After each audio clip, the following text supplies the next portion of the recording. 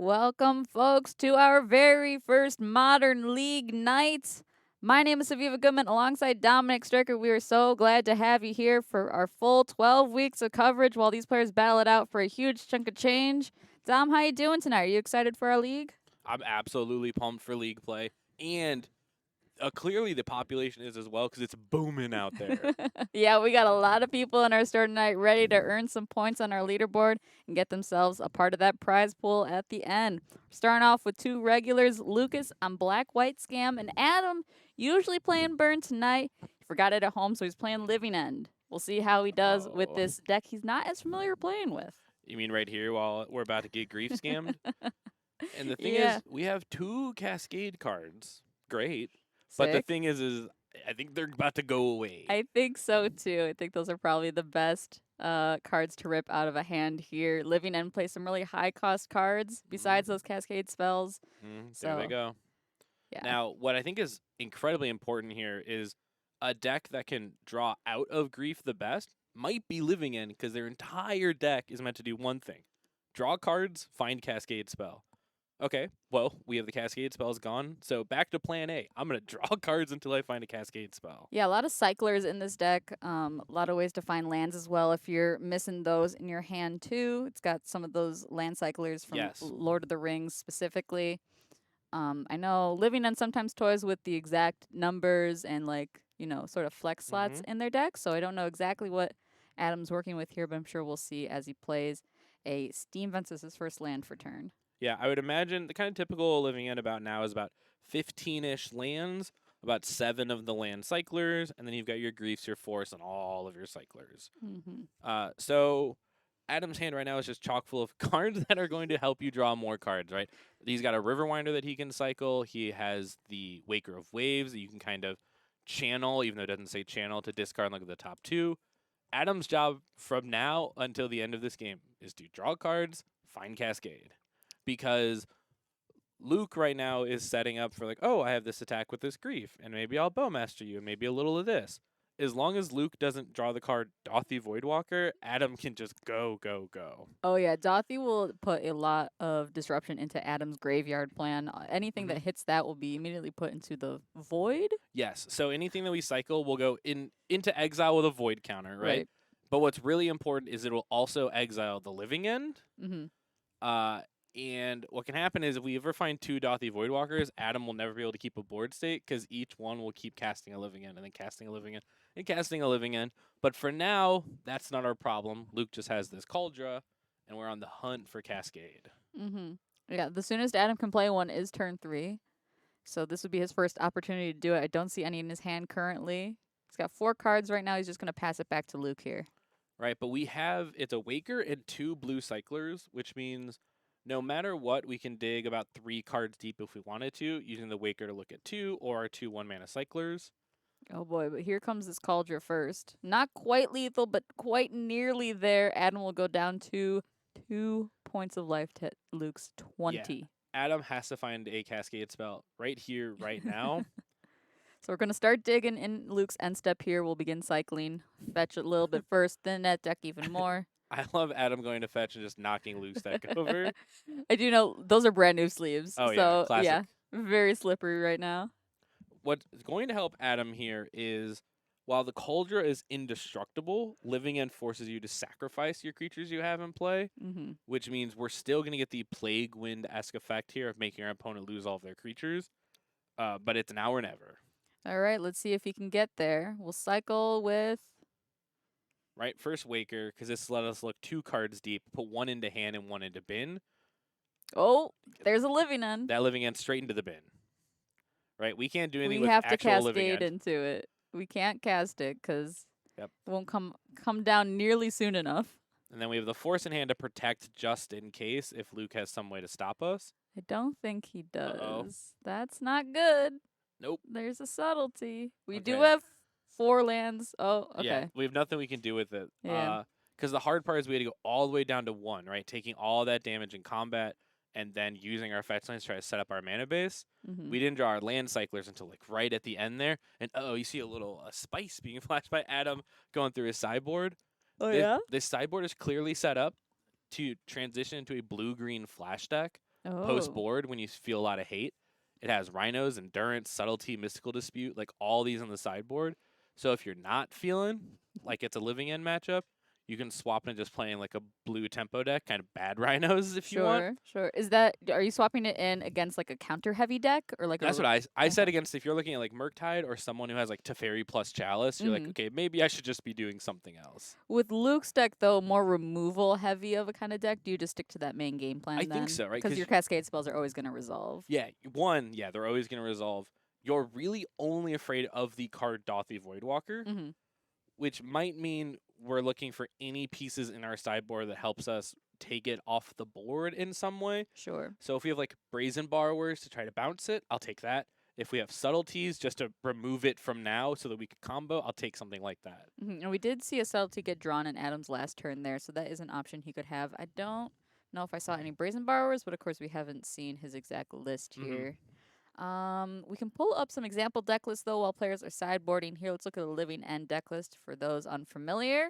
Here's a pretty classic one from NTG Goldfish and an example sideboard. Mm-hmm. We're playing pretty close to this example sideboard. I know one of the main parts. Actually, we might be playing this exact sideboard. You see the two Rhinos on the board Mm-hmm. and the two Force of Vigors. I believe Adam instead has Foundation Breaker, the evoke creature that does the same thing. But what can probably be important that we are going into the post board here is our opponent, a scam player, is Mm-hmm. probably very aware of, how important Rhinos is in living into the meta, might have some copies of Chalice of the Void. Mm-hmm. So we are incentivized to make sure that either plan we choose still goes off. So we need to bring sideboard for their sideboard, right? Sometimes the hardest part about thinking about this is you don't just need to answer what they have going on, being answers for the answers. They know that you're a Cascade deck, so you need to bring this up to fight back. And that's the benefit of playing at the same LGS every week is that you sort of get an understanding for what the meta is. Mm-hmm. At this store, we didn't have Rhinos for a long time. Last week Yes. we had three So copies many, of right? it. So maybe this week players have adapted to that now and are now bringing answers for that kind of deck. Let's look at an example scam deck list here as well. Luke is not rocking the traditional Rakdos build, but instead Black an white, Orzhov one. which we saw in that first game, drawing cards like Solitude and using Stoneforge to find Cauldra ASAP. Let's take a look at this sideboard here. He's got Dranith Magistrates, Core Firewalkers, Torok, Dread Cantor, Lorn of the Third Path, Shoulder of the Apocalypse, Vindicate, Chalice of the Void, Engineered Explosives, Cursed Totem, and a Batter Skull. This deck's even more prepared, right? You see chalices in the board here, Mm-hmm. the part that we talked earlier to really help against the Cascade strat. But also Dranith Magistrate works in the same way, saying that you can't cast spells from not your hand. Well, it happens to be when you're cascading and trying to cast something, that's not your hand anymore. So, Exactly. Seems like a pretty good answer against a Living End deck there. right, while pulling double duty, right? The Chalice and the Draniths work both ways, allowing you to have something to fight back against Living End and Rhinos, but all in one compact card. And it's really nice with Dranith Magistrate. All the removal spells out of Rhinos, like a Fire Ice or Dead Gone, those are Mhm. all 2 damage spells. Dranith being a 1/3 is like Oh. the perfect little toy. So even if this Living End deck had some Dead Gones or Fire Ices just floating to kill off hate pieces, Mm-hmm. they're not going to be able to kill that one. Not quite. We'll see how things shake out here. Adam will be on the play for game 2, passing it back after just playing a fetch, and Luke will begin his turn with a fetch and a Thoughtseize. See what he's going to rip out of Adam's hand here. I see a Living End, a Violent Outburst, some Cyclers, some lands. So Adam, right, was handed this deck 15 minutes ago, right? Yes, for those unaware, Adam's usually on burn. He forgot it at Yes. home, so I had to scramble last minute to find a deck. What you can see there is Adam was debating, I have this Striped Riverwinder. Mhm. Should I leave it for Luke to see what this thought sees, or should I cycle it for whatever's coming afterwards? The thing is no matter what, if I'm Luke, I'm taking Violent Outburst. No matter Yeah. what other cards are here, I look and see a Living End, blank, Fairy Macabre, basically a blank, 2 lands, a Cycler, and this Outburst. Outburst is the only like real card. But I'm just a doofus. Apparently, Luke is going to value that card draw that Adam could Yeah. get with the Cycler there. So we'll leave the Cascade spell in his hand. This Fairy Macabre, too, we should Yeah. also know, is a sideboard card. What exactly does it do? You can discard it to remove 2 cards from a graveyard. So Adam's going to use it so that Luke doesn't get good cards back, such as trying to do the big Dothy looping. For sure. I imagine we might have seen this hand. Luke might have Dothy in their hand, Mm-hmm. realize Adam has 0 answers to it, and may take the creature and Just slam the jam it. Dothy. There we go. Beautiful strategy. And I'm going to take a quick look at this card. We'll pull it up on screen for people unaware as well. It's got a pretty big Hmm. text box there. And Adam learning here, right? Living End cares about this card. Burn never once cared about a Dothy No, Voidwalker. not at all. They're like, you can have a burn spell. I'm just trying to get you dead. Here, it's so important that we need to get our land and we need to cycle this Generous End before this Dothy is in play. So you can see all the different things that Dothy does there. Pretty good card. And will continue to cycle and grab the lands out of his deck that he needs to cast his various spells. See through Yeah. what he And may have boarded out here as he rifles through. We'll find a breeding pool off the Generous End.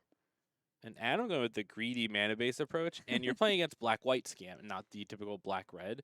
So we know that we're not trying to play around Blood Moon. Exactly. And what it looks like at a minimum, we're trying to make sure we have double green, double blue, but still access to red spells.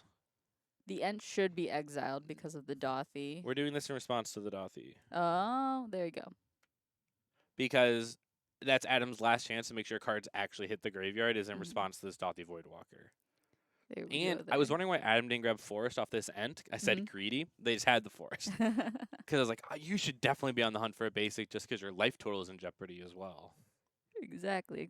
But we do have that additional shock land as well if we need it. And he's put that Violent Outburst to the front of his hand, ready to Right. fire that off when he sees fit. The one Luke let him keep. We'll see how punished he is by that. And I was talking to Adam before. I was like, hey, living end strat, right? Sometimes you want to get the biggest living end you possibly can. But remember, we're going to respond to this with the outburst we know about. Yeah, I think he was waiting because I was surprised he didn't do it. He let the Dothy hit him because he could have cast the Violent Outburst in combat there and not taken the damage. I think he wanted to get some more value out of the outburst, but now he's forced to play it here. Yes. Luke is sitting here with a reprieve. He's going to make Adam pick up living end proper and put an unusable card into Adam's hand. Damn. That is a good card right there. And a part of what I was saying is, I was talking with Adam before they started today, that remember that Crashing Football's Rhinos is a strategy, right? It goes Cascade Spell, put 2 4/4s. So this scenario, when you have a 5/5 and a 5/6 in your graveyard, realize that living end lets you just be better Rhinos sometimes. So don't be afraid to go for a little one because you still get all this massive power, even more than the Rhinos deck would get. Absolutely, yeah. It's fun that there's a couple different Cascade decks in the meta right now and the different flavors that they bring to the meta. Yeah, you could say there's about 2.5 Cascade decks. Are you counting like Tepper's Cascade? No. Okay. I would say there used to be 3.5. Beans got banned. That Cascade deck's gone. There's Living End, there's Rhinos, and there's Glimpse for sickos, right? Oh, if you're looking to go wild, I there's see. the secret third option. Adam here went through all this effort. We revealed all of our cards. We've put this Living End on the stack. When all is said and done, Luke's going to say my favorite phrase lately, which is pick it up. He's just going to tell him to put that Living End into his hand, and then Luke gets to draw a card instead. Sick, yeah. Just waiting there. He's got 2 mana open. Wait for Adam to take all his game actions there. Make sure you shuffle it real well. Oh, yeah. My favorite part of the cascading. Do you want to shuffle the pile? And they always go, no. Yeah. People good. don't want to. Oh, and there it is. Pick it up. Now, thankfully, all of Adam's creatures now get +1, +0, thanks to the strength of what Violent Outburst thought it was going to be doing. And now we have Thoughtseize to follow it all up. There's the 2 living ends in hand now, and Oh, wow. it's nothings. Fortunately, Cascade doesn't really care about where they are in the deck. So Dothy, we'll hit it. perfect. Immediate catch from the squad. Love it. Yeah. So it wasn't in response to the Dothy then? Oh, that Dothy was last turn. And now Luke played their land, passed it back. Adam's like, I'm going to go for it now. But that was the exact moment to get reprieve. The Outburst should be under there too then? Yeah, you're correct. Okay. That one will get cleaned up by our producer here right quick. Yeah, in case Luke wants to go a little cascade. Sure, why not? There's a bunch of fun things to hit. Lots of good 2-mana spells. Speaking of, here's Stoneforge Mystic, another banger. Grabbing a Cauldron, most likely. That's typically the best equipment. There was a Batter Skull in our example list as well. I want to get ahead of it. We may find Lion Sash, we find Cauldron. But Lion Sash, being the equipment that is a scavenging ooze, Yes. has to be a slam dunk tool against Living End. Not finding it here either means Luke may have it in hand, Or he's Luke looking may to not have it, put this game away quick, I think. or the beats, right? Because Yeah. Adam's at 11. The Cauldron would be 5, Woo! 6, 7, 8. He's got a chalice Chalice. on 0, so I think we're not too worried about a Cascade spell resolving Oh, here. the perfect time to draw a Shardless is the Woo. moment after they played the Chalice. Chalice Oh, check. Go for it. Go for it anyway. I mean, I get appreciate a the get a gusto. body on the field there. Adam's All with you. right. Yeah, Adam might just be doing this for the 2/2, but I guess there's the non-zero chance they can cast this. I'm looking at Luke. I'm looking All at right. Luke. I'm looking Chalice at Luke. check. There it And is. there it There is. it is. Yeah, this All is right, a keeping our players tight. We're in league play now. You got to go for yeah. your outs. I mean, 1, you're absolutely correct, and 2, love it. Right? Just do it. Just find out. But like you're saying, we're on beatdown central, right? The 3 from the Dothy can't really be blocked. The Cauldron with its big old 5 damage. I think it might trample too. I Do can't remember. Calder's Yeah. always got so many keywords on it. Adam using that Charlotte to just absorb 2 points of damage, taking a big chunk down to 5. Post board, big rips. And Durant. Come on. No whammies. I mean, his hand is 3 living hands. It's all whammies. Got a lot of whammies. It's kind of a lot of whammies. Oh, man. Well, We'll just pass it back here. right, because Bluff some answers. yeah, who doesn't love a good bluff? This endurance can Has block, flash. but it won't be blocking the Dothy. Second Stoneforge, they're down there in the Stoneforge zone. I know they're kind of off there. We can attack with those. Right. Well, one of them. Yeah, I mean, we're just Push the so damage. close to just plunking points in. Sort of Fire and Ice just Ooh, for fancy. Sure. See, but even if Adam does flash this in, he's going to take 3 from the Dothy and 1 trample from the Cauldron. If we attack for Stoneforge, we can attack for Xaxes. The Dothy will do 3, Stoneforge 1, trample 1 from Cauldron. Yep, that's 5. Yeah, so if we think to get in with our active Stoneforge, but we shan't, we're putting in this sort of Fire and Ice. Big blocks so we'll incoming. go to 1. Ooh. Classic Magic phrase, Ooh. 1 is not none. Adam putting their own graveyard back in. Big blocks. Take 4 down to 1. Doesn't even get to, well, it doesn't matter, the Cascade spell to put back. It's hard to cast Grief Time. Just taking a look, taking a peek. Yeah, what you got over there, man? Oh, interesting. Is it Vindicate and the Lion Sash that you never needed to cast? Cool. Time to go home. A quick 2-0 there for Luke running Black-White Scam. Adam on an unfamiliar deck wasn't able to get there. I think had some bad beats as well. I don't think there was any really big misplays there. Just some unfortunate draws and an overwhelming game plan from a Scam deck there. Right. I think the part that really got Adam this game is we weren't fully aware that Luke was a reprieve deck, that there was some sort of counter magic to worry about. If that was the case, I would have wanted to Violent Outburst on my own turn when Luke was tapped out. But it's hard to know there's actually a card you need to be worried about. Absolutely. Before we head into our backup match here, are they still playing? No, They're they're done. All right, well, let's talk about the first NRG series event of the year, folks. I know you love Modern, that's why you're here. But there's some other great formats because that's what they're playing at the Pro Tour the week after this event. Head down for a double showdown weekend. That is right. We have 24 players qualifying for our next championship, and there's 2 people qualifying in February. 10K Pioneer Showdown, 5K Standard Showdown. It's standard RCQ season right now.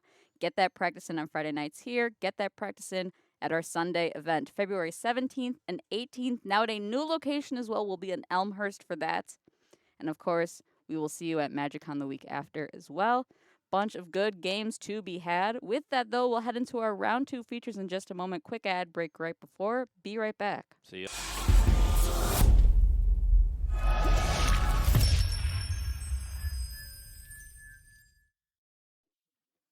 Welcome back, folks. Sorry those first few games were so short, so we brought another gang on here. A couple of guys for you here. They're in game 3. We got Blake on Murktide, Erman on Yawgmoth as always. We're going to shuffle up here and get started with game 3. Our backup match finished real quickly. We had just Jeskai Ascendancy combo on backup Yeah, against 8 rack. against 2-rack, I think he called Oh, it. only 2. So yeah, 2-rack, we thought yeah. they'd be there a while, but 8 rack did some quick dismantling. Mm-hmm. And we got tons of blue players out there in the field. Bunch of matches left over. These folks are they're like, we're about to start game 3. We're like, get on over here. Yeah, let's get some magic on camera here. A couple classic top tier decks in the meta right now. I know Mhm. Yawgmoth has been dominating for a while. Murktide a bit on the wayside. Yeah, Classic 50-50, good deck, you know. and Blake is on the version of Murktide that I love right now, which is the version with these questing druids and the Oh adventure yeah. side Seek the Beast. We're on full Teamer Tide, and with this Seek the Beast, it is like your deck gets 8 copies of Expressive Iteration. Can I That's interest you in 8 that copies? seems sick. Yeah, that card's gas. It's banned in a bunch of Mhm. formats. And what if 4 of your copies could just turn into a 6/6 creature as well, on top of everything else? Absolutely. Looks like Blake was on the play here, so we'll start his turn too. Got some lands in hand. There's some spells. Yeah, they're just getting Let's see started. here.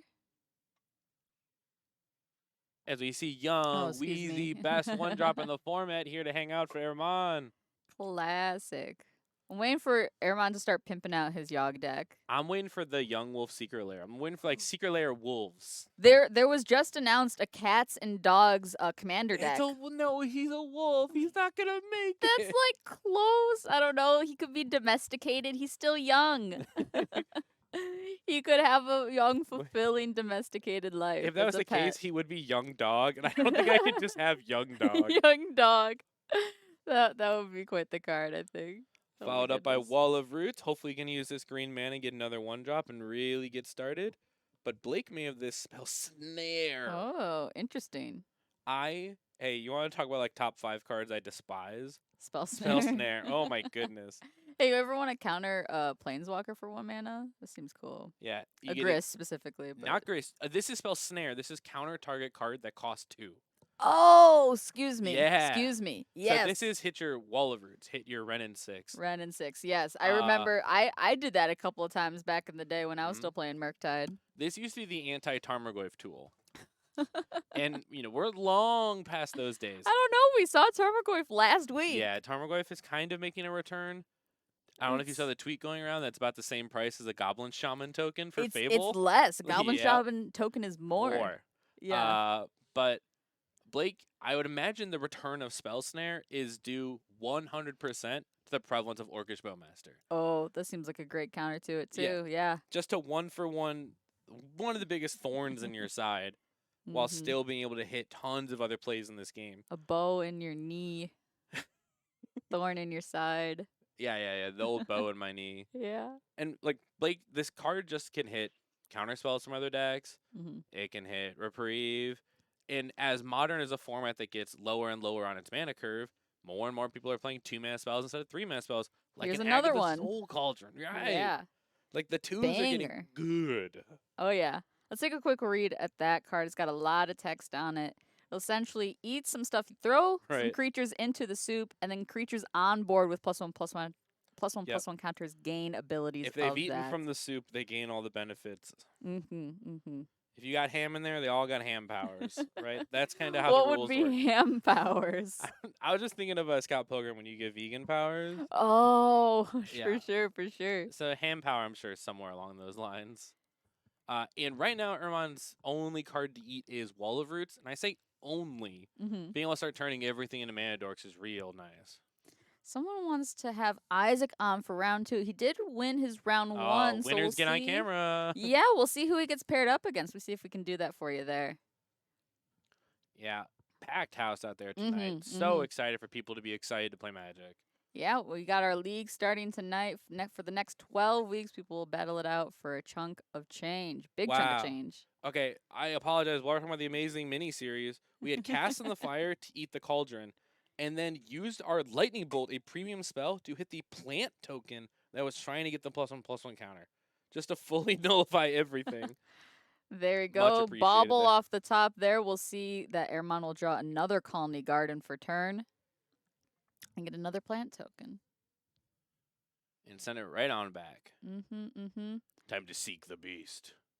If you don't know, I don't think it's been announced yet. I don't know if I can announce this, but one of our players picked plant token for their token for winning their Whoa. showdown this year. I won't say who it is. Insider info you only get here at NRG store. Yeah, so we'll Now I see know those 2 of tokens them. start I'm coming gonna out. start slowly figuring these out. There's only so many people it could be. Oh, wait, sorry. Someone's requesting Isaac on camera. Done. Take a look Done. behind our Oh, Murktide player. there he is. Take a little peek through the window. You got it. And Easy request peasy. fulfilled. Isaac's gone. As our Murktide player is setting up our mana after getting our full on Seek the Beast. I think maybe one of the best parts about questing Druid Mhm. is how rad the adventure sounds. Seek the Seek beast. the Beast. That's pretty sick. Yeah, got to agree there. And do you know which beast they're seeking? The questing beast. The questing Druid looking for questing beast. That makes sense. I love it. Spot on flavor win. Dang, I wish Mishra's Bauble had a color so it could Oh, trigger this okay, Druid. okay, relax. I think it's a good enough card. Okay, it triggers on 4 of the 5 colors. That's true. That's true. And it kind of triggers even more than that because if you play like a green and red spell, it's still red. Like No. a red and 6 is still a red spell. Yeah. So you kind of get a little extra flavor out of your Druid. Oh, I right? see. I thought you were about to say it triggers for Right. both colors, and I was but like, that seems insane. Because Druid doesn't say non-green, it lists the 4 colors. You can play dual colored spells and still get your trigger. I see. I see. And Blake's sitting with a couple bolts in hand, I think they are, and a land as well. Draw a bauble triggers there. Fill up his hand to 5 cards. I see a Dragon's Rage Chandler as well that he's drawn up. Ermon getting pretty flooded out here, I think, but it's going to slam the namesake card himself, Yawgmoth, Thran Physician. Real good. He's got an Undying Creature to get the party started, but he's going to need another one to join him to get the combo really chugging. All right. Is Yawgmoth Thran Physician worth both the bolts in your hand? Ooh. I think it is because he's been playing so many lands. I feel like Ermon does not have a lot left. If you kill this, I think you're just pushing through and turning the tide of battle here. They're going to draw 1, maybe 2 cards from getting these Yawg triggers. Look, yeah, we're thumbing both these bolts. Yeah, do it. Because the unfortunate thing is you have to let Yawg resolve. So they're going to be able to draw the number of cards they wish for. But that is bolting time. Oh, eat the food, bolt the food. Sorry, I don't mean literal food, but the cards that Yawgmoth could use, bolt those instead so they don't have anything to snack on, right? Nothing to sacrifice, and trigger your questing Druid while you're at it. All right, yeah, so while Yawgmoth is still on the stack, Blake will bolt the plants, not let it get fed to the Yawgmoth there. Still has his Young Wolf left, though. Okay, this is super important. There's a line of text on Yawgmoth that almost everyone forgets. Protection from humans. Yeah. Questing Druid is a human. It's a human. Be very careful throwing this out into combat. Oh, boy. Yeah, because the Questing Druid started making its way into the humans decks. People are still trying to figure out if that's a possible archetype you could play. Uh-oh. Organizing Graveyard here? I think we're checking on Delirium because it looks like we have only 3 types. 3 types. Artifact, instant, and land. No sorceries yet. We could the Seek the Beast doesn't count because it goes into exile. We could play our DRC, then Seek the Beast. Trigger Surveil. And then... Oh, but DRC Seek the Beast taps us out of all of our red mana, and we're probably in the hunt for a heat for this Yawg. All right, so Blake will just pass. Bunch of mana up, bunch of cards in hand. Little bit scary. Ermon continues to hit all his land drops here. This is a thing, right? I'm always terrified because Murktide feels like they always have everything. We know Blake's hand is kind of nothing, kind of something, right? Seek the Beast allows you to find what you don't have, but 4 mana up from a blue player is terrifying every time, no matter what. Absolutely. Can't agree more. But I think I play a little scared, and I think, you know, a lot of people do as well, and that's a part of, like, Murktide's power. Yeah, there's the like, make them have it. Make them have it. Kind of thing. Because But also you don't want to throw your spells away. Because I'm a true believer that if you don't make them have it, they got a free counter spell, and they still have the one in hand. Exactly, exactly. Blake's going to throw this bolt at the Young Wolf here. In response, Ermon will use Yawgmoth's ability to put a -1 counter on it first. And we have found a Zulaport Cutthroat drawn into hand. Ooh. Our Blood Artifact now is no longer in the deck, but maybe safely in hand, a little easier to cast. And Yogg rumbling on in now. Rumbling and rumbling. Questing Druid got cleaned up by its effect there, so Airmon will be able to hit for a couple points of damage. Yeah, Blake here realizing that we can't seek the beast into a red removal spell because we found our single breeding pool to cast these druids. Yeah, but we still can play them until the end of our Mhm. next turn, so we got a couple of Wow. good ones there. Sheesh! Oh, she's for Expressive Iteration oh, to trigger Delirium, then the yes. Unholy Heat. I was gonna say, I was like, this is. Easy.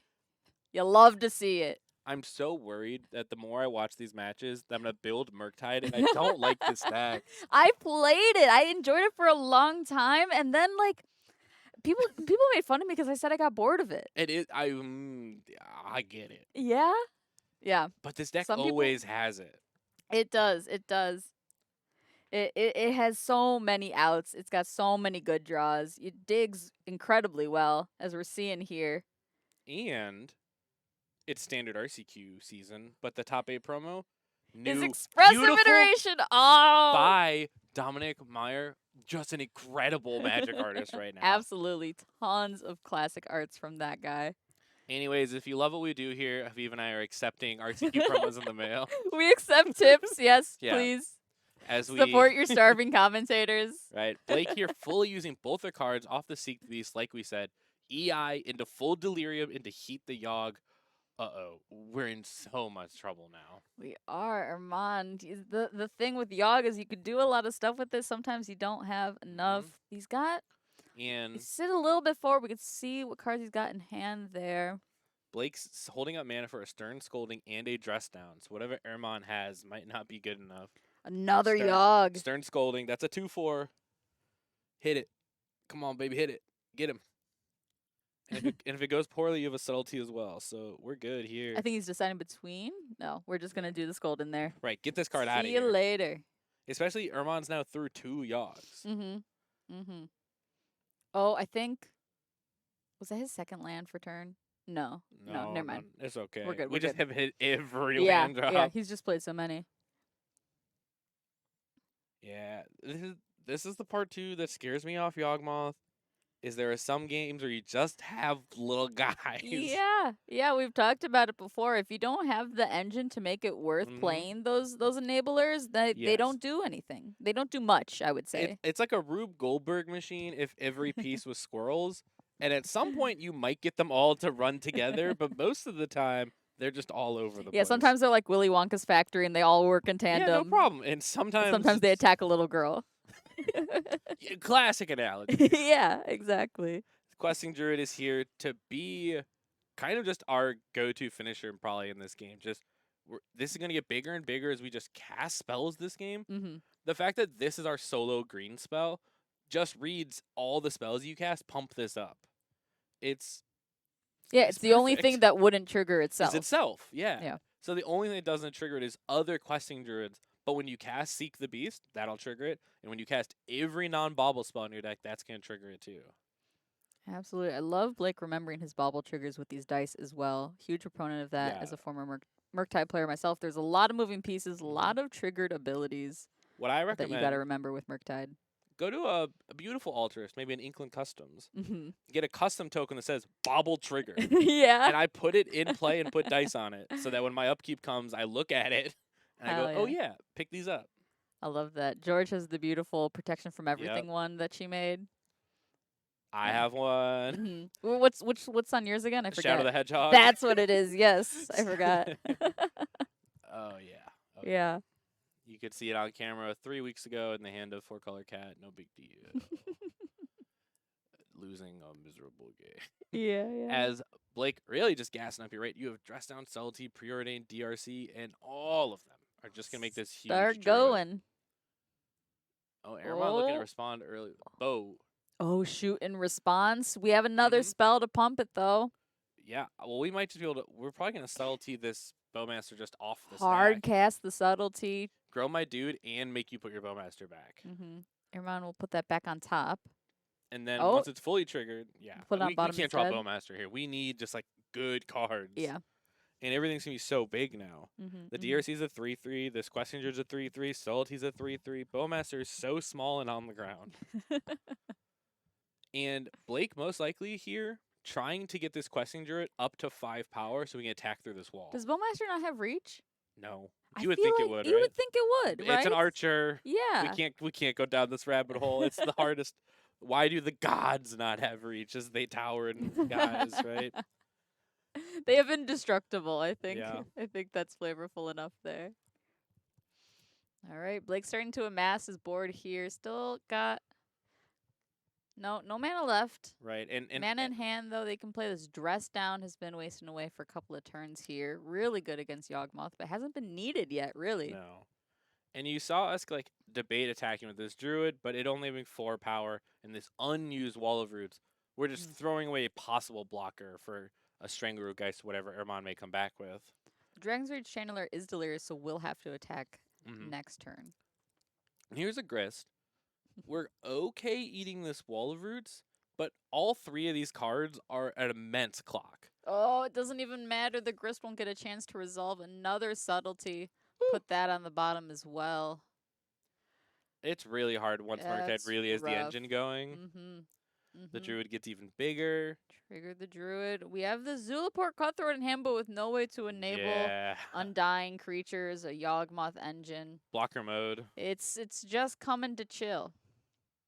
And remember, this thing's a little 1/1, only triggers for Ermon's creatures, and is most likely going to go directly under the Questing Druid bus.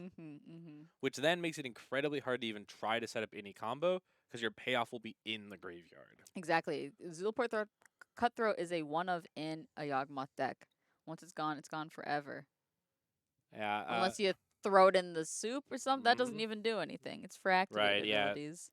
Yeah, we haven't gotten that far. We haven't found the Soupable Blood Artist yet. Oh, gosh. Oh, boy. Have you been reading the Markov spoilers for, like, certain text boxes that they're going to include in the game? Oh, yeah. The recently dropped spoiler. Yeah. I'm a big fan of Saclu Do Poison. Yes! I was going to mention that one. Yeah. That one seems sick. And Mole God. Mole God? MOLE space God. I saw the art for, like, the little mole guy. We're hoping that's the mole god. You think that's the god? Don't know. I don't know. Oh, anyways, Merc be doing the Murktide thing, throwing this wall of root under the massive bus, but coming in for 6 damage. Here it comes. I gotta be honest, I don't even know if this deck needs Murktides anymore. I know. I feel like we never see Murktides. You just don't need them anymore. Like, they just don't get drawn, and the smaller creatures can get the job done. As we say see here. Small. This question is a 6/6 that drew 2 cards. That's very fair. Well, super glad we could bring a backup matchup here. Yep, Blake will take it down in 3 there against Erman. He'll fall to 0-1 in our first league night of 2024. With that being said, before we head into a break, let me remind you about our Lorcana 1K coming up on the 27th. Oh. Join us for the hottest, newest TCG on the market. Set 3 is about to drop in a couple of months here. Get your gaming in before then, January 27th. I have a post on the store page. If you share it, you're entered into a raffle for free entry for the event. Check it out on Facebook. With that being said, though, we're going to head into a quick break. We'll be right back. See y'all soon.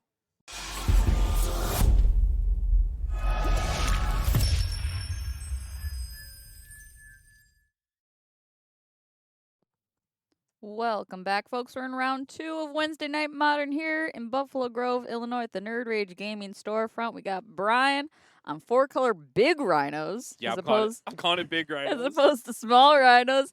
And Alex Luke on 2-rack. Okay. We'll start on the right. 4-color. I'm calling it big rhinos. Take what you've been seeing Brian playing for the last... We used to be playing Shardless Bean. We then removed the beans and replaced them with Ren and 6. Now we've removed the Ren and 6 and replaced them with Crashing Footfalls and kept all the other toys. And there's one in hand. I don't think we'll rip that one out. There's Brian's favorite card as well, Elder Deep Friend. Elder Deep Fiend from Eldritch Moon. Big card to rip out immediately. I think we're taking one of these. The Teferi. Yeah. All the rest of these cards, uncastable right now. We have no green mana source to even suspend this. And instead, we just have these 2 lands only producing blue, red, and white mana. How much is it to suspend Crashing Footfalls? 1 green. Oh, 1 green. 1 green. Oh, no. Oh, here we have Augur of Skulls, I believe. We watched Alex scam this card and completely destroy people's entire lives. Oh my gosh, yes. Who needs to double scam when you can scam with You can quadruple you can scam with this quadruple thing. scam? Yeah. So we're gonna bring this up in just a moment because this card is wild. Yeah, 2 mana 1/1 for colorless and a black regenerate, or you can sacrifice it. Target player discards 2 cards. Play this ability only during your upkeep. So weird timing restriction there, but very powerful card nonetheless. We see Alex here using their upkeep to make Brian discard all their cards and then playing Grief and taking the final card. Thankfully, Brian drew a forest on their turn and got to suspend these rhinos, but Alex with a full backup plan of hitting in with the Mishra's Factory. That forest, I think, is actually going to be huge for this game. Oh It's- my god! yeah, Oh my gosh! yes. Finds another Crashing Footfalls off the top. Now he's got cards unrippable from his hand. Yes. They're in suspend. Right. You can't take the cards suspense. if I have none in hand for you to take. But that's exactly where Alex wants Brian to be. We'll see Oh. some rack effects potentially at some point here that will punish him Yes. for having no cards in hand. Yes, we have 2 copies of the rack proper in Alex's deck here. Now, both these players short on literal mana sources, but Brian inching ever closer to just the crash of rhinos incoming. Indeed, we'll see them next turn here. Alex taking a long hard peek. That is a land. Oh, there's a Saga. That's okay. a pretty good land too. Yeah, no joke. Chatter saying that Alex has about 2 more turns. I agree. There are not a lot of turns left. Yeah, in a mono black deck, you're not going to have any counter spells here, so you're going to have to find some way to get these rhinos off the table as soon as they come Yeah. down here. I feel like I gave a little commentator curse because I was like, Brian doesn't know what he's getting himself into, and now I don't think Alex knew what he was getting himself Oh into. no. Yeah, that forest was huge. That second Crashing Footfall's also huge. And I know in Alex's hand, Liliana the Veil, but requiring that double black. That's why that Saga incoming was such a dagger. And that, I feel like, is almost a little too slow as well. You can get rid of a rhino because you can minus it to sacrifice one. Yes. Discard is generally what you want to be doing, but there's not a lot of cards to rip there. And it also reduces Alex's hand as well. Not even castable, though. Who cares what I'm saying here? Can't even get that on the field yet. These are rhinos. They're the rhinos. Brian was looking for some earlier. I didn't have any more magic tokens for him. I told him to go digging in the Yeah. Pokemon box. Yeah, here's some Fidos. They'll work just the same. And then immediately into a Shardless Agent. Oh, boy. Here's the deal. I believe Brian's only playing 2 rhinos, so this is just 3 mana reveal my deck. Wait, really? I believe we're only playing 2. That's what Brian told me.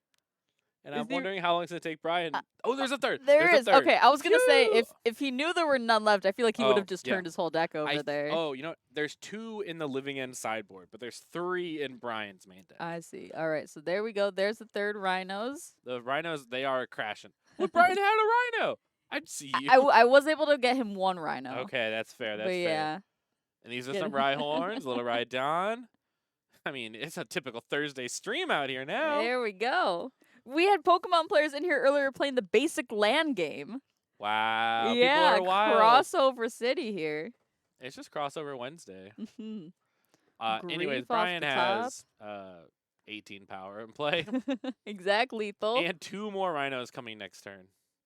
And Alex sees the writing on the Ooh. wall. Sheesh. All right. That game started off really well for Alex and then turned really sideways there. As in, these Well. rhinos were about to turn sideways. Let's take a peek at the 4-color big Yeah, let's see what this guy's working with here. Classic 61 Oh, cards okay, for Tepper here. Before we talk about the sideboard, let's play the 61 card game. Which card in Tepper's deck do you believe is the 61st? We identified it before the round began. Ooh, let's see here. Yeah, we got a lot of spicy one-ofs here. We have a one of Virtue of Knowledge. We have a one of Nexus of Fate. We have, maybe these Deep Fiends are kind of one of 5s. 2 Omnaths. There's Two a bunch of Omnaths. threes in Yeah. this deck. So it's hard to say what's actually the 61st here, I feel. The 61st is the Virtue of Knowledge, a Brian Tepper classic. Where's the virtue? Oh, I missed the It's virtue. hiding, yeah. Oh, all And right. alongside- I thought it was a third Lorien. Yeah. Oh. And then there's this one of Nexus of Fate that I don't think Brian's going to ever cast today.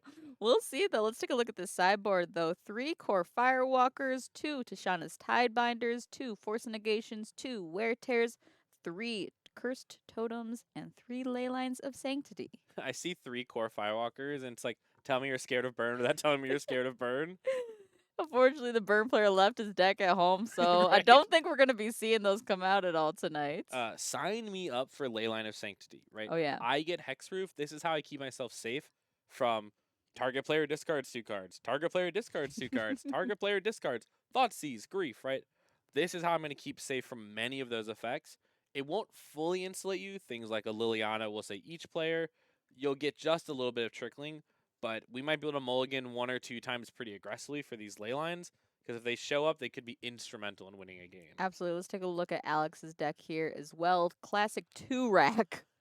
We say this because there are only 2 copies of the rack proper, but 4 Urza Sagas to find them when the job is ready to be done. And a lot of discard spells here. You don't always need to win with the rack proper. You can just win with your opponent having no spells to play. Let's take a look at this sideboard though. 2 Shriek Maws, 1 Emrakul, 2 Blood Chief Thirst, 2 Surgical Extractions, 2 Break the Ice, 2 Cursed Totems, 2 Ratchet Bombs, and 2 Ensnaring Bridges. Huh. What are we liking here? What are we bringing in against this four-color deck that Brian's working with? Okay. Ensnaring Bridge, because we assume the threats are going to be rhinos, Yeah. and we can probably keep our hand at least low enough for this bridge to matter. Mm-hmm. And then Surgical Extraction, because we can let Brian have 1 rhino and take the rest away from the deck. The issue is that Brian's deck is 4-color big rhino, right? So not only are they cascading to rhinos, but when you have Solitude, Subtlety, Omnath, Deep Fiend, Tidebinder, like, you have a whole nother deck waiting that isn't just the rhino package. So it's a risky surgical choice if you think they're just kind of on a classic rhino strategy. Mm-hmm. Yeah, so I think Ensnaring Bridge is definitely the best card Mhm. to bring in here. Just creature-based deck. Yeah, I Uh, imagine maybe thinking like Liliana might be a little slow, or something like maybe you don't need the 1 of Cling to Dust to take care of things. These Bowmasters seem really good to me. Brian loves to draw cards. Keep those in. Dothy Yep. Voidwalkers with the graveyard might not Yep. be too relevant. You get your own rhinos though if a Dothy's in play. If they cascade, you can Oh, exile. Then it's a like the little best answer to cute. a Bowmaster is a Bowmaster. Good answer to rhinos is just 2 rhinos of your own. All right, we'll start with excuse me, Mm. Alex on the play here. Brian took the first game there. Brian brought in this Wear Tear, most likely to make sure that you don't lose the cards like the Rack, Liliana's Caress, whatever it may be. But additionally, 1, 2, 3, 4, 5, 6. We're on a 6-card hand, and this means the 7 and the 6 did not have that white ley line. Yeah, so we could still draw it. It might still be relevant. It's 4 mana Yeah. to cast, which is a little rough. You can cast them, and they pitch to Solitude. They do pitch to Solitude. It could be That's a good lot point worse out there. of your sideboard card. Indeed. I saw as we picked the deck up, they were the literal bottom card was the white ley line. Not quite where that needs to be. Wait. How is the bottom card Leyline if he mulligan then? You said he had 6 cards in his hand? Did he bottom the Leyline? There's no way. There's no way. I sure as gumption saw. Maybe we just miscounted the Yeah. cards in his hand then. Yeah, or may have just like left a card on the table and then picked it all back up. Yeah. It could have been anything. Who knows? Mm-hmm. But we have a Deep Fiend as the card that we picked up. Yeah, Brian won. Remember he had 18 power. Hit all them rhinos. And we, of There we course, go. I can't believe I forgot this. Wear Tear, my favorite card against Urza Saga, because it's just Stone Rain. Yeah, sorry. Go down on the land. Alex does have some an Urborg in play, so Mhm. he's got swamps now.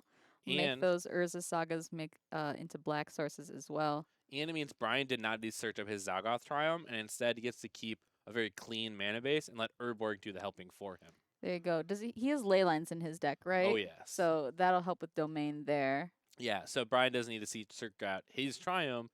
He can instead play a much cleaner mana base and let Alex do the cleanup with the Urborg. Indeed. This grief But, chugging away yeah. though. Brian's at 7 life. Down to 3 Down from to this 3 attack. now. Got a lightning bolt in that mono black deck? No, but we The got rack? the rack. The Rackening Bolt. Let's get that up on screen for people. Namesake card of the deck there. Brian is I think he's looking to hard cast this Lorien revealed this turn. Oh, just to fill your hand? But we're gonna lose this grief anyways, and we're on to game number 3. This is the move, right? We're all used to losing to a turn 1 Fury, just annihilating you. But remember, a 4/3 menace does not take long at all. Not at all.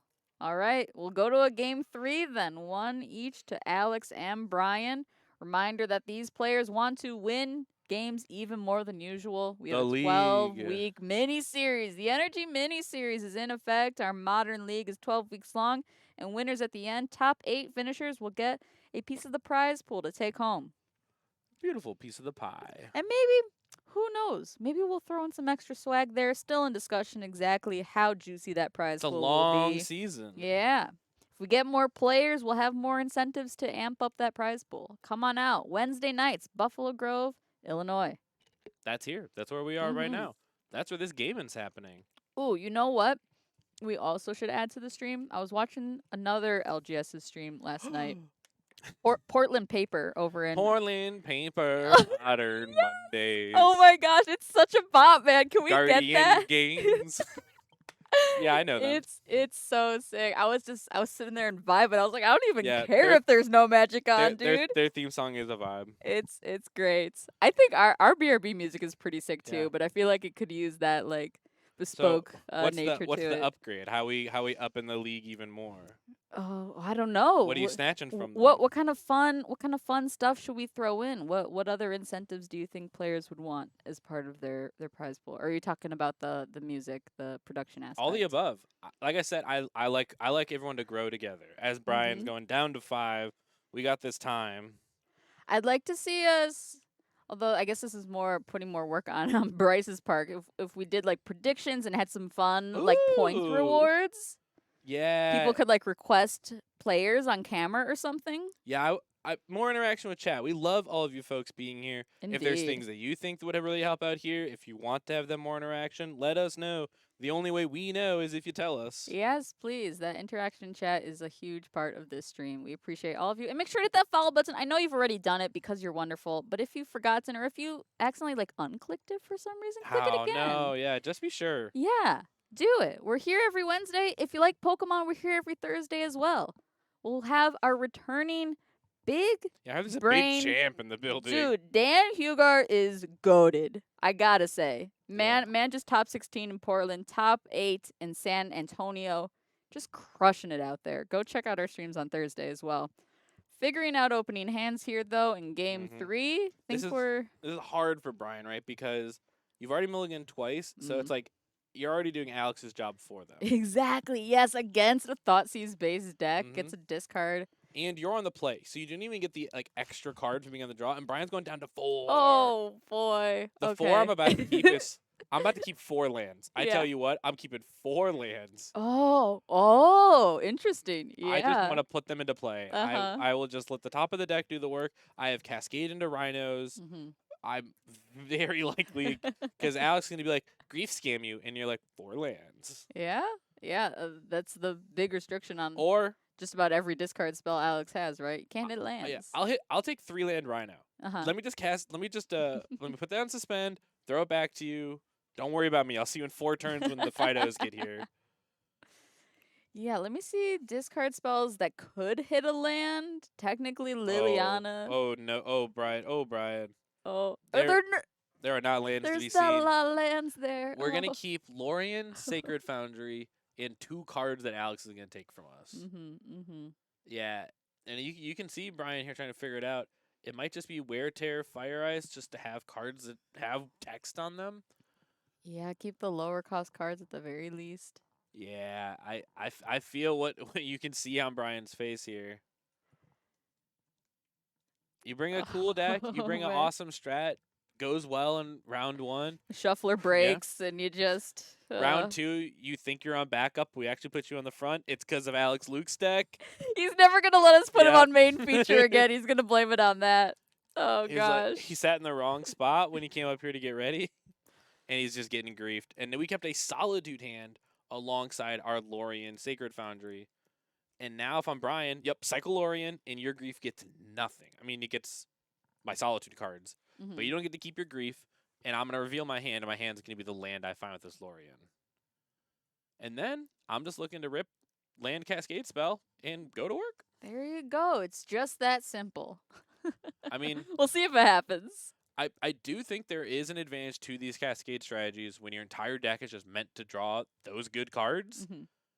it allows you to be in situations like this and actually have live top decks, right? You're not just drawing like low impact cards, you're drawing Like Wall of highly. Roots. Right, you're not drawing a wall of roots, you're drawing 10 power. Yeah.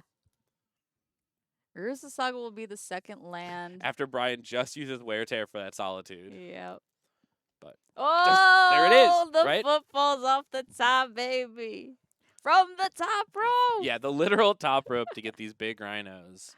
Another non-black source as mana for Luke there. But he has the Urborg, so this is at Oh, least sick. clean mana this time. We're good then. We're working with it. I mean, again, I'm not trying to root for players, but I do love seeing someone come from behind, right? Like a bad scenario turned to a good scenario. Mm-hmm. And now Alex Luke looks like they have 2 cards in hand, kind of got their Grief Scam nullified. Oh, and a Mhm. Shardless Agent. Sorry, I missaw Alex's hand. There's 5 cards, but you have to imagine at least one of them was the scam effect for the Grief. Mm-hmm. That's just stranded. And now it's time for big rhinos. Yeah, it looks like he's holding up mana to make a construct here. I don't care about In his end right? step. That's And that's not a lot. We do have a couple of artifacts we can be casting here. All Urza Saga targets themselves, so we'll see that. and if Brian draws the Elder Deep Friends, the Shardless is a perfect card to feed to it. Ooh, yeah. Right? It's like this card's done its job. It found me 2 4/4s. And Chad already calling it for Brian here. yeah, I mean, I truly do think, Rhinos is an incredible deck, and there's like a locked in like 58 of 60, right? These Elder Deep Fiends are kind of time walks. Just being able to just like flash in a massive creature and tap out your opponent 4 of their lands or their blockers, like there's a lot that you can do with kind of this useless Shardless that's left around. All right, couple different things that Alex can go and grab here. Not a lot of good stuff. There's like a Spring Leaf Drum he could grab. Shadow Spear to keep him alive a little bit longer. Yeah, we probably Nothing need. in his board. Yeah, we're that grabbing he the can spear. grab. We have to put this Shadow Spear on one of these constructs next turn and just try to block. Try to block. They're now 3/3s with the spear. It'll be a 4/4. All right, one of the downfalls is we had to use our mana to make this second construct. Mm-hmm. And with that being the case, we don't have the mana to equip this Shadow Spear this turn. I got another Urza Saga as land for turn, though. So Okay. that'll... I feel like it's not quite out of his reach yet. He's got 23 because of the Solitude as well. Mm-hmm. Couple extra life to work with there. But we know these are 3/3s, so you can either trade 1 if you double block on a Rhino, I think or you do. I they're think just you coming do. on through. Yeah, I think you do. You got this other Urza Saga. That means 2 more constructs. And yeah, we have to because we just need to basically trade off resources.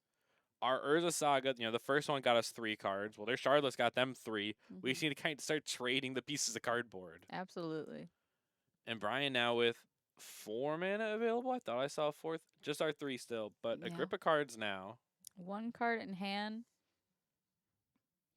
This Crashing Footfall's got 2 time Yeah. counters left on it. The impending doom.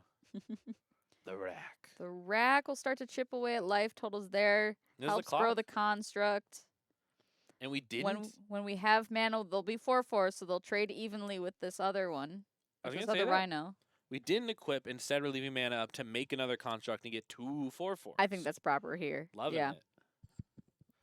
Brian's hand fetch land fire prepping the dice even on Alex's side of the board there. Yeah, I on the 4. I know what I'm doing. I know what we're about. Brian's still gonna attack? Mhm. We have a fire ice in hand. Oh. So we can turn the fire ice plus shardless into the trade for the other construct. All right, all right. Yep. 1 each. Block. And he says sure. Because what's Move the happening next turn damage. is 2 more rhinos. Damage marked on the construct though, and there's the fire. Yep. It's been weakened, right? There's one less artifact, so we can even Mhm. send one upstairs to Luke. Very tight play from Brian on that move. Indeed. Good games there. Brian keeping the land in hand just to try to nullify a little bit of the rack damage. Indeed, it's per card under 3. Oh, and Alex, it looks like, did bring in the surgicals. Could use that to try to eat rhinos, but one's already on suspend. Making ourselves a brand new construct, searching with this saga now. We already have the rack. We already have the spear. Is there more that we're looking We for? could grab a needle, put it on the Teferi that we know Brian has. Little preemptive target. Spring Leaf, get some more mana. grab a rack. I Yeah, think just rack put seems the good squeeze on here. Brian because Yeah, he's putting the squeeze on you. and there it is. There's the second rack. Last one in the deck. It's just a 2-rack deck. Yeah, it's just 2 rack. Just 2 rack. I mean, it's kind of smart, right? Removing these cards that are like rough to draw sometimes hmm and turning them into Urza's Saga targets while allowing yourself to play kind of more high impact cards. Castle Lockthwain will be land for turn there. And we see that Surgical sitting at the far left of Alex's hand, opting not to play it yet. Crashing Footfalls will come off suspend here, and 2 more Rhinos will hit the field. And I wonder if this is now where Alex is going to hit these rhinos. And we drew the Deep Fiend. Now, this one's a million miles away. Sacrificing a token gets you a 0 mana discount. Oh, is it equal to the creature's CMC? Mm-hmm. So it's kind of like Oh, letting you pay up front with the old creature and then giving that the discount on the new one. I see. I see. So, pretty good if you do it off a Shardless or off a Tidebinder or a Subtlety that's already done their job. Liliana, we can Eat Rhino. sacrifice. Because now you have the 4/4. You're going to enchant this. You have a 5/5 against the one last remaining Rhino. Looks to be a good position to be in here. That's a 5/5. And we're even going to swing. It's got lifelink. Yeah, you're not worried about the attack from the 4/4 because you could have even higher life. There you go. Put Brian down to 9. Down to 6? Is that accurate? Yeah, because we have this rack damage adding Oh, up the too. rack damage. Oh, dang. Dang, son. Yeah. And now we have this Rhino's going to attack this Lily, a card that kind of already did its work. Mm-hmm. We're going to attack into the Lily? What if Yeah. you grow the construct and you just have lethal? You already have lethal. Yeah, Wait, they do. what's happening? We have an ice? What's in his hand there? These are great questions. These are great. What's going on, sir? What you doing? What's going on? Otawara? Bluff? I'm so Big bluff? I'm so desperately looking. What is in your hand, Brian? Alex with the third Urza Saga won't really have any targets left for it, but it's still here. It's a a leyline it's a binding. ley line binding. Eat up that construct. Love it. That's very clean. And if you later draw your Teferi, you could pick up this binding and go again later. Indeed, indeed. Surgical Okay. still sitting in Alex's hand. He's got this Lockthorn could draw him a card. Get hit for a bit of damage there. Down to 2. Brian very happy we didn't play or use this fetch land. It saved a lot of life. Yeah, he is dead next turn though. Well, he's got a bunch of cards now, so Yeah, I don't think he's above rack damage anymore. Yeah, not very used to playing her on the rack, but What if you use Surgical to guess a card? Oh, never mind. We'll just rip him out of his hand. Alex can only do this during his upkeep. Oh, his upkeep? I believe, I thought right? it was any upkeep. Only during your upkeep. Yeah, this is an old school card. Okay. What if you use the Surgical to guess a card in Brian's hand to rip it out and hit the rack threshold? That's mega fair. Yeah, if you draw a second Surgical, we're getting from production. That's the way. Because you need to see the hand and then know what to name with the second one. Oh, yeah. That would be the move, so they say. And who knows? Maybe you could guess correct on the wild choice. Oh, there's a card out of his hand. That's a Footfalls that won't come down for a while. All right, so Brian holding 3 in hand, having the exact number, but this Augur plus the scam effect. Because that means Brian's going to drop all 4 of these cards. We're going to activate the Augur, get it back, activate the Augur, get it back with a second scam. We could rip 6 cards from Brian, and that's well enough for this rack to take care of him. Alex Lucan, 2 rack, taking it down in 3 games. All right, he'll advance to 2-0 there. Brian will fall to 1-1. Great match there. We'll head into our backup match here. I see backup shuffling for a game, so perfect.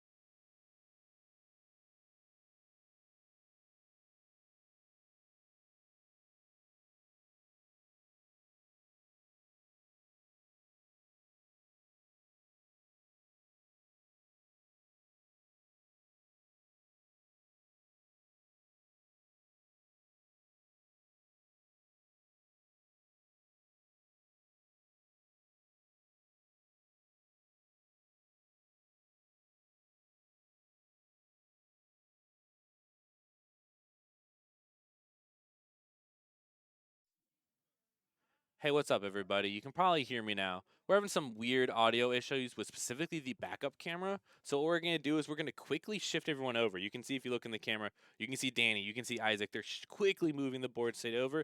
This way, we can bring you all the magic. We can also play along with you, and you guys can hear us. And if you were behind the scenes, you had known I was singing every lyric of Welcome to Black Parade by My Chemical Romance. But instead, I guess we could talk about magic because these fine folks just scoot their boots just a little, an inch to the left, inch to the right, and we're going to bring you all the fine coverage of this four-color matchup versus Yawgmoth. We'll get all the names and life totals updated ASAP. Thank you for being along for the ride. I was able to grab a quick bite of food too. Just in one bite. between Then gotta keep the body fueled when you're doing commentary. Gotta fuel it up. Just sitting in a chair, I get real tired by the end of this shift, man. I'm I full swear. of energy drink. I'll tell you what. Yeah, we need a Prime sponsorship or something. Oh yeah, pick one. I'll drink them. That's fine. Absolutely, maybe not Prime. Have you tried that one? It's so sugary, dude. Oh, that's probably for me.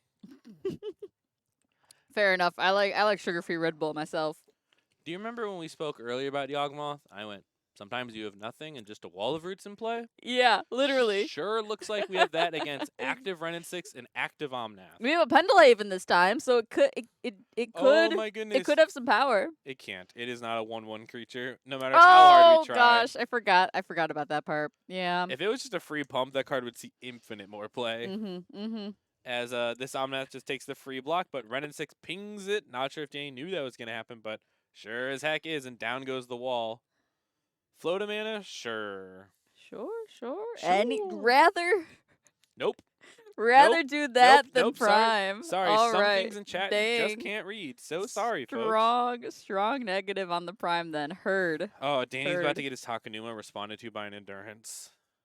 Oops. Put it in there first and then try and do it. Yeah. Now, Dang. we're still going to be able to mill over 3 cards and take a choice, but it's not going to be all of the cards we've gone through. It must be one of these. Well, there he is. Hey, sometimes Daddy's home, and there's that Yawgmoth. Dang, that's good. Thanks for the subscription, by the way. MTG Yes, Raz, yes. appreciate you supporting the stream. Ad-free viewing for you as well, and access to our emotes. If y'all want to support the stream, hit that button. If you have Amazon Prime, you could have one for free. We Subscribe love a with Twitch Bezos Prime. buck. We'll take a Bezos buck. Absolutely. We'd Much love to have appreciated. it. MTG Raz, in your honor, we're drinking raspberry tea here in the booth. We are, actually, I don't know yeah. if you knew, but now you know. There you go. Oh, man. Hey, my Yawg friend. Hey, Danny, it's me. you're great. This deck's cool. You donezo. That's the binding. And Isaac with a commanding 4-color presence in that game. And we're going to be off to a game number 3 with our Yawgmoth player on the play. Really going to be such a defining match for how this goes. Just that little extra benefit should really help out. Do we have deck lists available for our backup matches here? We do. Let's take a look at an example 1 from MTG Goldfish. Here's what Isaac might be working with. Endurances we saw already. Oh, yeah. Flusterstorm, Dovin's Veto, Chalice of the Void, Curse Totem, and Boseiju. Lots of good options here against a Yawgmoth deck. Curse Totem, this is like the new toy for making sure that you can beat Yawgmoth, you can beat Scales, and all these other activated abilities out there. The thing is your Yawgmoth players are getting smarter, right? And they're like, oh, you're playing Curse Totem? I have Rexage now. Like, once an answer becomes so frequent, you learn what the answer to the answers are, right? Now your Court of Callings can find Rexage instead of Haywire Might. So you're like, oh, I don't have the activated ability, but I do have an available target. While that's the case, you do force your Yawgmoth player to use their turn, use their time, use their card on answering the Curse Totem. So I would say a Curse Totem isn't a surgical strike at taking a deck down. It's kind of putting the Flex Seal over the boat that's about to go down. It puts the brakes on a deck. It's giving you a turn, 2, 3 that they need to waste time and cards on that allows you to catch up to be able to fight back against their overall Yawg plan. We've spoken similarly about Blood Moon as well, is that when it comes down, it can really put a stop in a deck, but it doesn't win you a game. You still have more stuff to do after it comes down.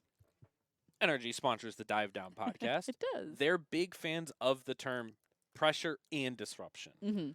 You need to stop your opponent and kill your opponent. You can't just stop them. You have to do something while that's the case. Yeah, disruption helps you stop losing, and then pressure helps you win. Exactly. I agree with good front house in the chat. Once my opponents have sideboard cards for my deck, I just stop playing that deck. There you go. Yeah. I fully agree. The second Orvar was in sideboards, not playing creativity anymore. The Yeah. second Curse Totem, I'm not signing up with Yawgmoth anymore. That deck that example deck we had 4 curse Four of totems them. in the sideboard. I'm not playing Yawgmoth anymore. I'm sorry. Good start here for Danny, though. A couple little creatures there. One will get taken down by a prismatic ending. See what he does here in his turn 3. I'd like to see a grist. We're gonna scoot in for some damage first. And instead of a little boot scoot boogie from the young wolves here, just trying to get in for damage. Turning sideways there. Strength Root, guys, post combat, Oh just for no! fun. Just Oh for no, fun. we were so eager. Oh gosh, we'll see if that 2 damage there is effect. Matches against 4-color are exhausting. Yeah. And you're just like, okay, attack with these. My spell for turn. Oh no. Oh gosh. Well, the best time to play a Strangleroot is pre-combat. The second best is right now. Right? exactly. So might as well get it out there. Try it again this time. I see a solitude. Yeah, but Isaac's hand is Omnath, Teferi, Ring, Solitude. Might not need to waste this Solitude. We're about to just start double Honestly. ringing Yeah. and just buy a lot of time to set up our Omnath.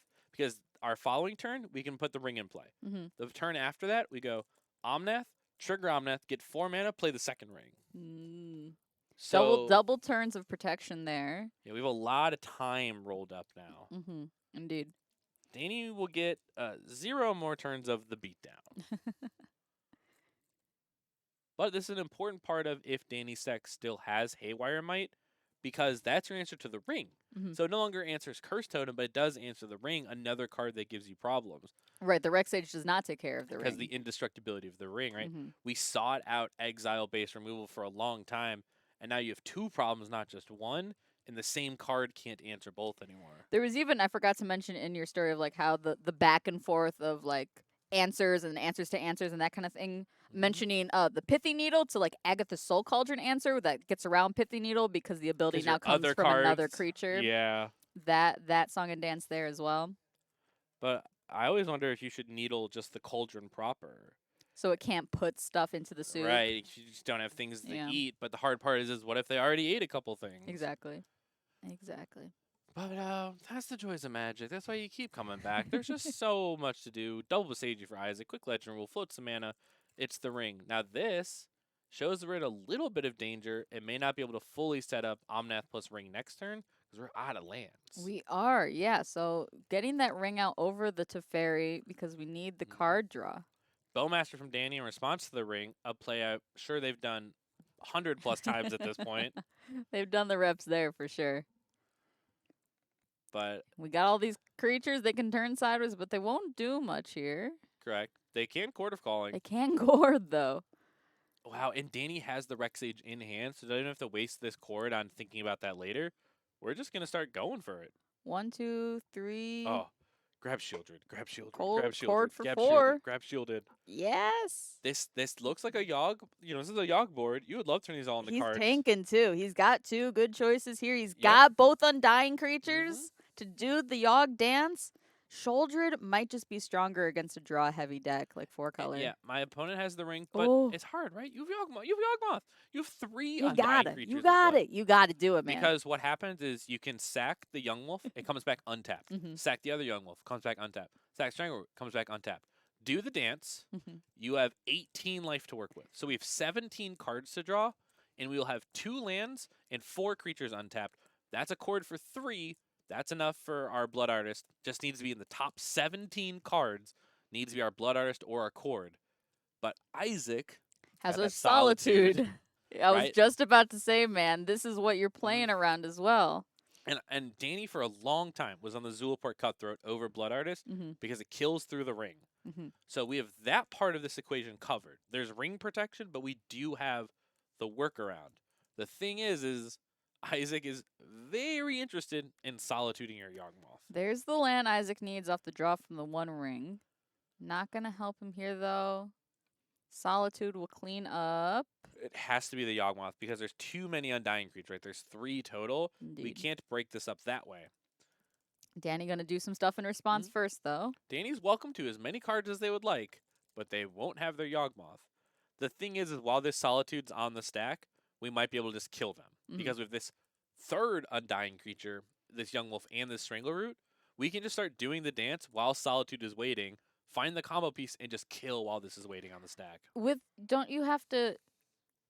If The we dig is for cord, if we draw Cord before we which is draw an our Blood Artist, instant. yes. Yes, because if you draw the blood You're artist right. first, oh my gosh. Correct. So the Woo! thing is we have to draw Cord before we have to draw a 3-outer before we draw the 1 card. Yeah. And we drew Cord. Easy peasy. No There problem. you go. No counter spells from Isaac, no force negations here. The question is do you have second Solitude? We've had first Solitude, but what about second Solitude? Speaking of those delighted halflings sitting in Danny's Mhm. hand there. And we used our fetch to search up this Dryad Arbor. That's free, so you can tap for Cord still. Mm-hmm. And now we have a Cord for 2. We can use our lands and our 2 Undying creatures. Never use our Yogg. Find our Azul port. Yo, that's cool, because the Dryad Arbor is summoning sick, but it can still tap for cord. Right. So it's still mana. Because That's you're awesome. using the effect of the Cord, not Mhm, the creature. So that allows us to be free while also being food for Yawgmoth if you need it. What? Oh. We're letting... Let it happen. We let it happen. Wow, that's Cord in hand, right? Yes, it is. It's definitely cord. Did we mess something up? My Did Yawgin we- days are behind me. We could have the Blood Artist in hand. I may have just missed on the Oh, spread. maybe. So we might have just taken a couple of cards and gassed up. Or we may have shifted back to Blood Artist. If we're back to Blood Artist over Cutthroat, Danny knows that he can't kill through this ring. Oh, So maybe may have just that's it. amassed as much as we could. Right, shoot the Bowmaster there with the Wren. Good So- stuff there. Don't want to grow that Orc army or take any more damage. Down to 9 on Isaac's side of the board. Yeah, the Danny's beatdown at plan. 12. He didn't have to go too deep with that Yogg, so he's sitting at 12. Another Solitude in hand. Interesting. Indeed. I'll have to ask Danny if we're back on Blood Artist proper. Yeah, we'll have to get that deck list submitted, man. Just a small dagger. The backup channel. What are you talking about? This is the NRG series main channel, Wow. sir. I The can't. energy, the Joe, come on, energy Joe. store. We're the main channel. Just Joe. because we're calling it the mini series. Joe, Hey. Great job during champs. Welcome to the NRG mini series. We're really enjoying it. This is their very first week of league. These players are playing for local points. This is Danny. He's our local Yawgmoth killer. This is Isaac, an unbelievable local 4-color player, battling it out in the 2nd round, not the 4th. High Oh my stakes goodness. magic, baby. Anyways, Good stuff. Anyways, Thank you for the support, Joe. We appreciate you. You did a Yeah. fantastic job at champs. Welcome into chat. anyways, I believe Danny could have comboed last turn. I don't know why. I'm very excited to see what happens now. Yeah, we gotta get a peek at that hand. What if the here's the cord. If the Blood Artist is in hand, if it's the Zulaport Cutthroat in hand, we're Well, trying to figure yeah. out exactly what game plan he's on here. This is Cord for Yogg and start over again.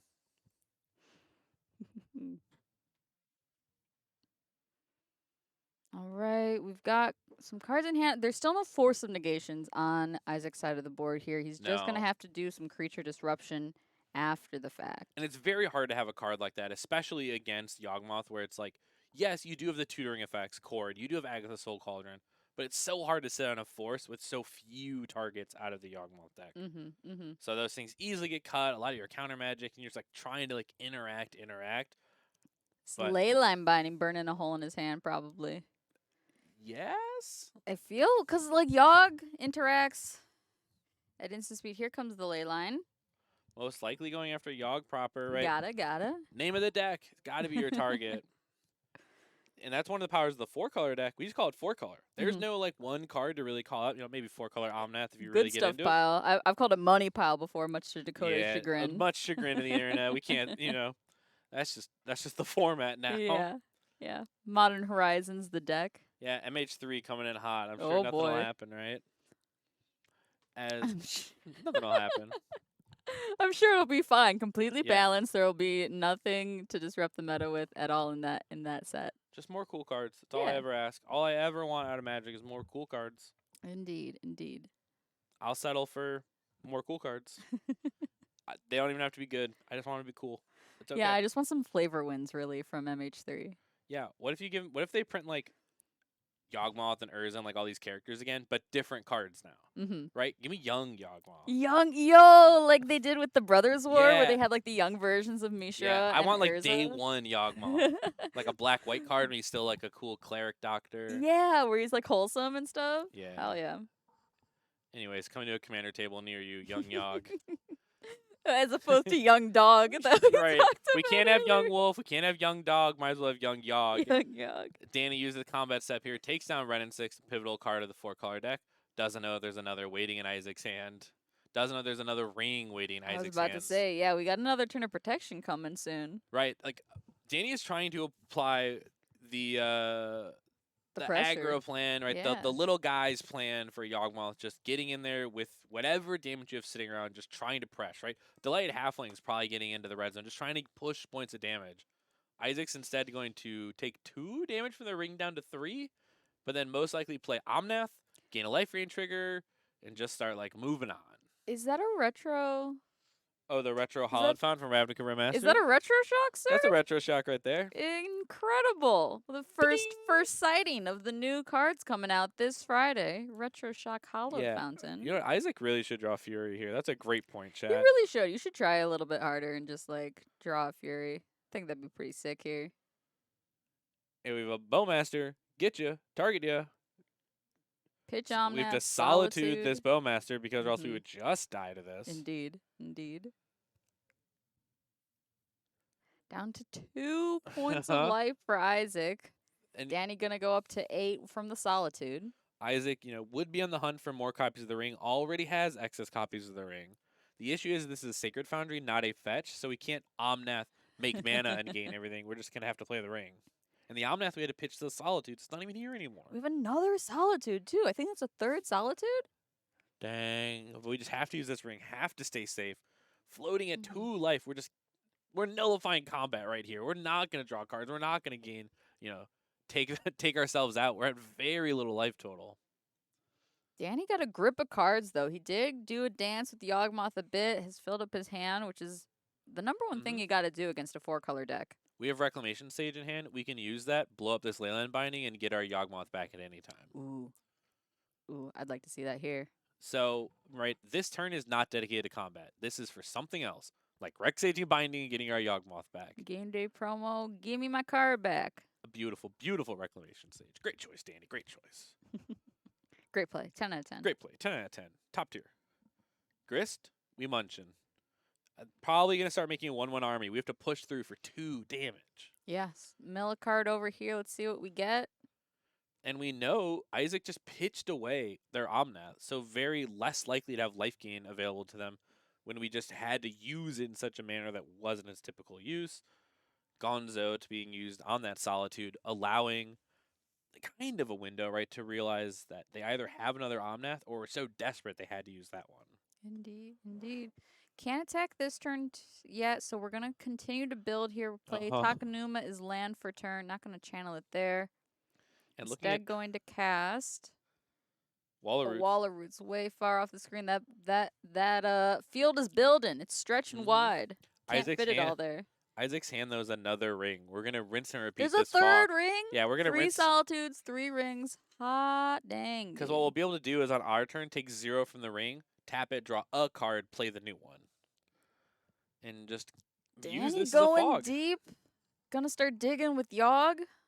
We have a little bit of life to work with. We got not a lot. Not a lot. We got 1 point of life from that Bowmaster. Solitude. That's a point of damage. And that will not right now because they're under the protection. But if on Isaac's turn in the window when they no longer have it, we don't have the mana. We don't have the mana. Oh, we have a Wall of Roots. We already played our land. We already played our land. Yeah. Oh. Yeah, discard a hand size, pass it back. Nope, we have 7. No need to discard. Throw it on back. Yep, so we're going to see Isaac take no damage from the ring and most likely going to rinse and repeat over to a new one. Drew Curse Totem. Looks so bad. We're so late into what's going on here that that's not the problem anymore. Windswept Heath, so we have to take damage if we want our mana. As is usual with a 4-color mana base, they end up taking a lot of damage from their own cards. Yeah, yes they do. Might as well play it. No reason not to. Maybe we should have held that for an Omnath, but that's a later down the road problem. I agree. I agree. You can afford to take 1 point of damage still. We're gonna Yeah, we shuffle our cards around. We've got that 4 mana prepped for this one ring. We got this Solitude Prismatic ending we can pitch as well. Yeah, because there's not even really a 1 mana card that we want to use this Prismatic ending on. We could, like you said, fetch with this Windswept Heath, get a basic, have 2 mana to work with, but there's so many threats here. We do have deck list for players that have submitted it. Not for these two, unfortunately. I'll go yell at them afterwards. Join our Discord, though. That's where a lot of our players hang out and discuss their deck list afterwards. We also put them up in between sideboarding as well when they submit. Going big, we did. We went down to 1. We're putting the Curse Totem into play. Very likely going to play this new copy of the ring. Danny responding, getting their mana while they can. But yeah, Isaac very likely to cycle through again, play this brand new ring, fog one more time. Oh man. Oh man, that buys him a turn. Besage for the Cursed Totem. Oh dang, son. Yeah, because Danny floated the one with the Wall of Roots. We have a legend in this Yawgmoth, Besage costing 1, and that allows us to eat up that Cursed Totem. But Isaac kind of wants the mana too, so I'll take that. Yeah, very fair there. Every little bit helps. We're in turns now? We're in turns. All right. But I don't know if we're going to make it through all 5 here. I think this game's ending pretty soon here. Players at 4-1 life.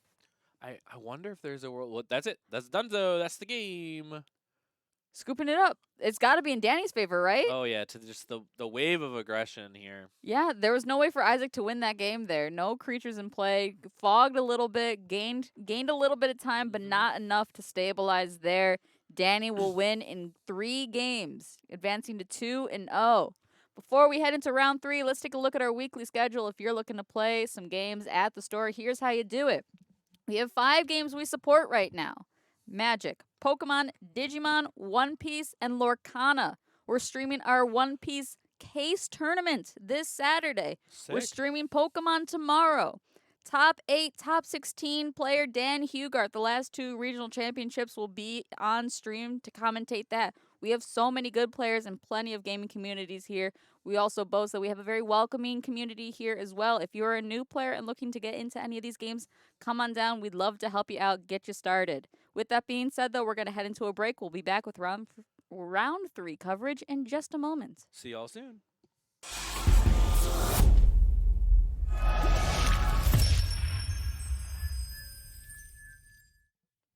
Welcome back, folks. We're in round 3 of our Wednesday night Modern coverage. We got Gerard Holland versus David McDonough, Hammer Time versus Rakdos Waste. Now we're gonna get that deck box moved out of the way. Yeah. Get this game on the road here. David, a long time, well-known local scam player, Mm-hmm. lost their toys, but was already moving away from it, right? Already was trying new, interesting ways to play it. And just decided, how about go all the way in, playing cards now like Waste Not, Burning Inquiry, Shieldred, Bowmasters. I really like the different iterations of black decks that we have in the room. We have Orzhov Scam, Yep. we have Turak, we have Yeah, Waste Not. All sorts of goodness happening here. Lots of cards leaving hands. Right. And the thing is no matter what you think about the Modern format, red is an unbelievably powerful color in Modern Magic. Very closely followed by how powerful black is. Agreed. A lot of people out here putting their red and their black man together, the peanut butter with their jelly.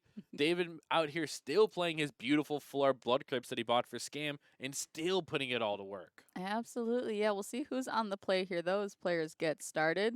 I don't know if they realize they're supposed to start. It's hammer time, right? Because that's the part is David's going to try to strip cards away. But hammer sometimes can work from a very low resource, very low amount. Just get a guy, give him a bonking stick, and they can go to work. I have my Ristic Study shirt on today that says, "Do you pay the 1?" And we are pointing out that it could also apply That's an Esper Sentinel to shirt. Esper Sentinel as well. Though sometimes it is a, "Do you pay the 11?" Do you pay the 11? You give that big boy a hammer, and it's very different. Yeah, give that boy something to bonk with. Mr. Holland out here with the double 1-drop starting hand. If we can find a way to start getting some free equips. This Mm-hmm. hammer in hand on this Ginger Brute, and the game could end quick. Absolutely. Hammer's really good at that. Waste Not a little bit more of a mid-range deck compared Mm-hmm. to a scam traditional list. Rakdos type I could not be deck. scared of this Ragavan even a little bit Yeah, right now. very unfortunate that David was on the draw there. That Ragavan could have been, well, no, because then Gerard would have Yeah. played We would have creatures played on all these his turn. blockers. Yeah, And I have this yeah, Ornithopter. I'm gonna give it a bonking stick. Hardcast this hammer. Pure Steel Paladin, right? I'm thinking, exactly. what's the free equip we have to work with? Or One of maybe those there. Forge New, right? The Forge a new main deck. right? Interesting. Yeah, could One be. or Could two. be. You're still out here in this Rakdos Murktide area, right? You just need a little bit of help. Gerard gonna offer a trade here. Ginger Brute for Yeah. Ragavan. My little guy for your little guy? Deal. Sure thing. Clean it up there. Not sure how I feel about that. Honestly, I think I value my little guys. That Ginger Brute has a neat bit of text on it that says can't be blocked by other creatures without haste that you can activate it for. And that made slamming a hammer on it really nice. Gerard has 2 cards in hand. Land Forge New. Oh, Nailed it. there you go. Very important about Forge New. Allows you to equip for 0 the first time Hmm. and equip at instant speed. So we can go to combat, push in this Ornithopter. David goes, yeah, no blocks. Bam, slam a hammer. Slam a damn the hammer on, right? Just keep going. Oh, looks David's like. gonna unearth this Ragavan. Cool. Yeah. Free trade there. He's going to get his monkey back. Land. Forge New. Let's get Fortune up on the screen. I've been forgetting for a bit exactly all the text on this card. It came Yep. into the deck, into the hammer deck after I stopped playing it. So Oh, no. it's been a little bit harder for me to remember the exact text on it. Bolt the Ornithopter. But that's fine. Forge New, 3 lines of text here. First one reanimates an equipment. Second one says if it's your turn, you can equip at instant speed. The third one says the first equip is 0. That allows you to, at instant speed, equip for free in combat. Ooh, hits a pure steel paladin off the top there. Which is fine because all Mr. Holland now needs is something to put the hammer on. Mm-hmm. Mm-hmm. You'll kind of take whatever at this point. Because if you get Ornithopter, Ginger Brute, Esper Sentinel, Pure Steel, whoever, they can all wear this hammer for free. Ooh, here comes Shelly though. She's a threatening one. Mm-hmm. Not a lot of drawing from a hammer deck, so not gonna do a lot Yeah. of damage quickly, but that But it's ping the- damage over time and that body on that creature is nothing to be underestimating. She combos with 2 cards in David's decks. His own copies of the One Ring and his copies of Burning Inquiry. Mm-hmm. So Burning Inquiry, you can force your hammer opponent to take 6 damage on top of everything else, while also implementing your own strategy of your ring technically netting you life once it combos with this shield Ring. Indeed, indeed. Waste not, want not. It's here. When your opponent discards, if they discard a creature, you get a creature and a 2/2 zombie. Mm-hmm. If they discard a land, you get mana back in 2 black mana. If they discard non-creature, non-land, you get to draw a card. Right? So they all line up with what they take, right? Yeah. Let's- Lot of text, but it's very intuitive Yes. what you gain from the benefits there. An important part of this Thoughtseize that's currently on the stack is you choose a card and they discard that card. Mhm. Trigger Waste Not. So Surge of Salvation, we're going to draw a card here from taking that. Indeed, indeed. That's the nice thing about Rakdos based deck as well. You wouldn't think that it has a lot of card advantage. Two colors that don't really offer Mhm. that kind of thing. Ring colorless gets in there really easily. Waste Not also generates some there, and Shelly rewards the draw. Yeah, and speaking of, here's this Burning Inquiry. Oh boy, we've seen Archie play this in a hollow one type deck. Here it is in David's Waste Not deck. David's been getting me recently with this deck and just doing this. It's like, it hurts. It hurts a lot. Rip a Croxa out of there. That's in the bin now. Pretty Yeah. relevant there. That's a benefit for David. Rip a Cauldra Hammer and a Shadow the Spear. whole armory. Sheesh. And we used our Waste Not already, so we can't get these cards back out of the graveyard. Yeah, this Forge New's gone as well, so no reanimating there. Yeah. Not gone, but has been played. No ETB trigger to get there. And all 3 of those were non-creature, non-land spells, so David drew an additional 3 from their Waste Not. Incredible. Make sure we update those life totals there. Now down to 9 on Gerard's side, 22 on David's side. Crashing in for 6 damage. Rip a card Ragavan? off the top on Ragavan. Maybe it's a bolt. Oh, no. A One can hope. land, I think you're good to see that cleared off the top there. Another land. Gerard's going to cycle. If we can get exactly a second Ginger Brute, but Dave's at 22 unsurmountable amount, and that's the game. Game 1 to waste not, want not, David. Strong game out of David there. Lots of good cards, ripping stuff out of Gerard's hand there. And slamming Engineer Explosives out of his sideboard is the easy cards to bring in. Yeah, let's take a look at some example deck list here, courtesy of MTG Goldfish. Here's a Hammer Time list. They're working with cards such as Haywire Mite, Containment Priest, Dranith Magistrate, Helping Hand, Cursed Totem. Another 4 Cursed Totem sideboard. Just got to point that out. I like these Helping Hands on the sideboard. So not sure if we'll see these out of our Hammer player here today because maybe they're on the new tech, maybe they're playing something that feels right for them. But these Helping Hands, the new white Unearth, right, saying that you can return a creature with CMC 3 or less from your graveyard to play tapped, allows you to just kind of like get your creatures over and over and over again. I imagine this is for decks like Scam, right? People trying to rip all of your cards away from you. This allows you to keep getting your creatures back. Really impactful ones like your Stoneforges, your Pure Steels, maybe even that Gingerbrute, and try to sneak in those final moments. So this deck with our opponent's Waste Not deck helping us, right? They're fueling so many cards out of our hand into our yard, out of play into our yard. If these are available to us, I absolutely want to crack at them. Just it's more copies of my impactful creatures, and my opponents can even help me along the way. Yeah, the question is how updated Gerard's list is if he's trying out that new tech. Helping Hand out of the newest set, Lost Caverns of Ixalan there. So unsure if he's aware of that card even. You know, some players aren't on Twitter every day checking out deck lists, so we'll see if he's got that tech in there. Let's check out a Rakdos Waste Not deck list, though. This is David's full 75. He has submitted his deck list. Thank you very much, sir. Gold star for you. He's working with Magus of the Moon, Chalice of the Void, Engineered Explosives, Pithy Needle, Cursed Totem, Blood Moon, and a 4 of Leyline of the Void. Engineer Explosive, slam dunk. EE on 1, blow up most things that Hammer player has going on. 100%. We have 2 Hammer players out in the field right now, right? Round 1, our other Hammer player played against Isaac, who's on 4 color. Isaac had him play a Chalice on 1, a Chalice on 2, and a Chalice on 3. So players are very likely sometimes to bring Chalices in against Hammer, right? You're so willing to put an EE on 1, you should probably then be willing to put a Chalice on 1 if you think that's what the game is about. And these Blood Moons, if you are worried that the Urza Saga plan can really claw your opponent back into the game, that's a reason to bring in these Blood Moons. I think against a Hammer deck, though, that runs so many basics, I feel like that's a little bit of a niche include. Could be if you've got like a bunch of unusable cards in your main deck, though. But if say I'm our Waste Not player, and I know the only way I lose this game is if you go Urza Saga, make 2 4/4s, play a new one, make 2 4/4s, and that's your entire game plan, that's how you can get back into this game, it's kind of worth it just to have 2 cards floating around that can answer that whole strat. Sure, absolutely. Looks like players have found their starting hands, though. Gerard will be on the play for game 2 here, and it'll begin with a classic, Sigarda's Aid. I'm not the biggest fan of the naked Sigarda's Aid. Really? I'd rather play the creature out right away, right? And then on turn 2, attack with that creature, play the hammer, kill you. Sure, yeah. That makes a lot of sense there. When you play the Aid out like this, it signals to David, hey, I don't quite have creatures yet. I'm going to start getting this set up. But also, if you're David and you brought in, maybe you have like a little white splash and you have a wear and tear all of a sudden, or something that can really punish this. But Gerard might be playing it out to play around these inquiries, these thought seizes, right? Realizing how important that card is. I'll put it in play. It's safer in play than it is in my hand. Absolutely, yeah. We saw that was the same case with the Crashing Footfalls out of Brian's hand. Those were put on suspend. Couldn't get ripped out by the 2-rack player.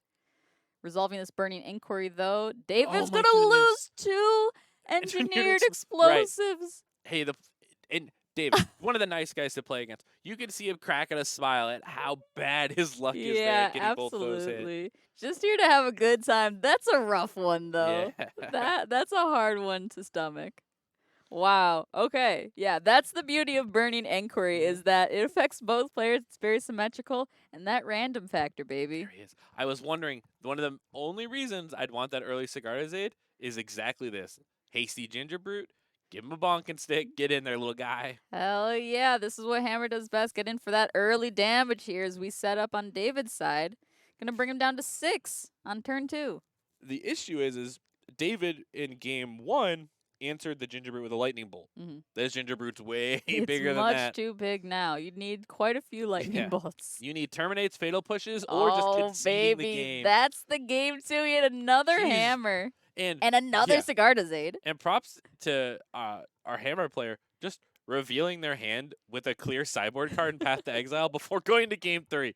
Just like, nah, I'm not even keeping this info. Just had all these. Yeah, that's part of what I love about the player base here. We're here to have a good time. Yeah. These players are really good players too, but it's friendly. It's locals, here Oh to yeah. have a good time, here to learn as well, discussing sideboard plans, all sorts of tech in their decks after the games. Having fun really helps take a lot of the pressure off of Mhm. playing like a higher stakes game, right? I have played against many a friend in like round 7, round 8, round 9 of an NRG, and it's like I'm so sorry that we're here like, team killing each other, but also the vibe is much better up here with them than it is with, the difficulty of playing against people you don't know. It's like, let's play high stakes great magic and we're just shooting the stuff, joking with each other, playing on camera. It's like, yeah, no problem. Absolutely. And you There's see the case here as well with these players. guys, it's a Lots fun of game. laughs. It's Yeah, pretty Magic's fun. great. That's the point. It's part of the game, The I'm Gathering. having fun. You gotta do it. Oh. And we can see out of our hammer player cards like Blacksmith Skill, right? A lot of cards on our sideboard dedicated to surviving through removal out of David's deck. The thing is David just has that little extra spice trying to rip cards away from you. That's pretty hard to play around, but even cards like these Surge of Salvations can protect you, protect your hands once you have the mana for it. Full 7 keep from Gerard here seems really loose to me. 4 This lands and 2 protection spells is not a good hand, I don't think. let's say you're playing against Burning Inquiry. Mhm. I'm just keeping 7s, right? I think what our Hera player is doing is realizing that I have a Saga in here, and I have Mhm. 2 cards that keep my Saga safe, that keep me safe from a lot of what's going on. Like now, we took Pure Steel, David did, instead of taking the Surge of Salvation. Mhm. Now, if David goes for follow-up Thoughtseize effects, Gerard can just counter them essentially by Surge of Salvationing, putting their Urza Saga in play, and then, like I mentioned during sideboarding, possibly their plan is just crank out these 4/4s with a Shadow Spear on them and go to work. David plays an Orcish Bowmaster here. Gerard played a second Plains as land for turn. Not digging that at all. I think that Urza Saga needs to start coming online sooner. We're gonna Surge of Salvation in response to the Orcish Bowmaster preventing a single point of damage. Dom shaking his head. Why? You turned your Surge of Salvation into a gain 1. Yeah. Yes, you did. That could be an extra card in your hand instead. Also, production, doesn't that counter the making a token so we don't have it because the I shoot think himself? Wow, David's so smart. So smart, David. That means our hammer player surges in response to Bowmaster on the stack, and not the targeting from the Bowmaster, and allow David to target himself and get his token. all right, there you go. B- Just, I talked about this, I think, a few weeks ago, right? By rethinking what your card is when you Mhm. play it, right? So when Gerard plays this Surge of Salvation, it changes from all the text it had to gain 1 point of life against this Orcish Bowmaster. Mhm. It could be so much more. It It has could be so much so much more, potential. right? It could protect you from their Thoughtseize follow-up. Mhm. It could protect you from them trying to kill a creature 2 turns down the line. It could, like, it could have just been so much more than gain a single point of life. Mhm. Mhm. So I don't mean to respond so big, but the rethinking of the game, I have no interest in a 1 mana gain 1. Yeah, absolutely. It's who's to say what's going through Gerard's Hmm. head there, and then the decisions that you make. That's how Magic works. There. We're gonna Yes. resolve this burning inquiry though. With the Bowmaster, Let's see what's getting out of these hands. now this Bowmaster is going to Ooh. tick up its Orc army to a 4/4, deal 3 damage upstairs to Gerard, and get it for big combat. We see this Urza Saga ripped out of Gerard's hand here, so no longer on the Mhm. construct A- plan there. A card we wish was played out on Yeah, turn 2 as our mana. should have played that over the plains there. Get that clock going. Now this Bowmaster Orc army It's just gonna kill us. It's gonna rumble. Sanctifier Sanctifier. Invec is a great card though. Yep. Protection from red and black. David's whole deck. Right. And it's going to also be able to block the Orc army. That's Mhm. so big right now. Yes, the Orc army is a black token, so this is blockable there as well. Also interacts with the graveyard too. Exile all cards that are black and red from all graveyards, Mhm. and if black or red permanent spells or cards not on the battlefield to be put into a graveyard, exile it instead. So that those unearth effects that David showed off in Yes. game 1, not going to be able to be played here. No graveyard to hit. No graveyard to No target. graveyard? No cards in there to hit. no griefs to scam if you're planning to do that, right? Yeah, that too. Very good point. Now, I believe David might be fully off, not casting griefs anymore. But when you play against red and black in a game of modern, Hmm. it's hard to be like, no, I don't think you're gonna have that.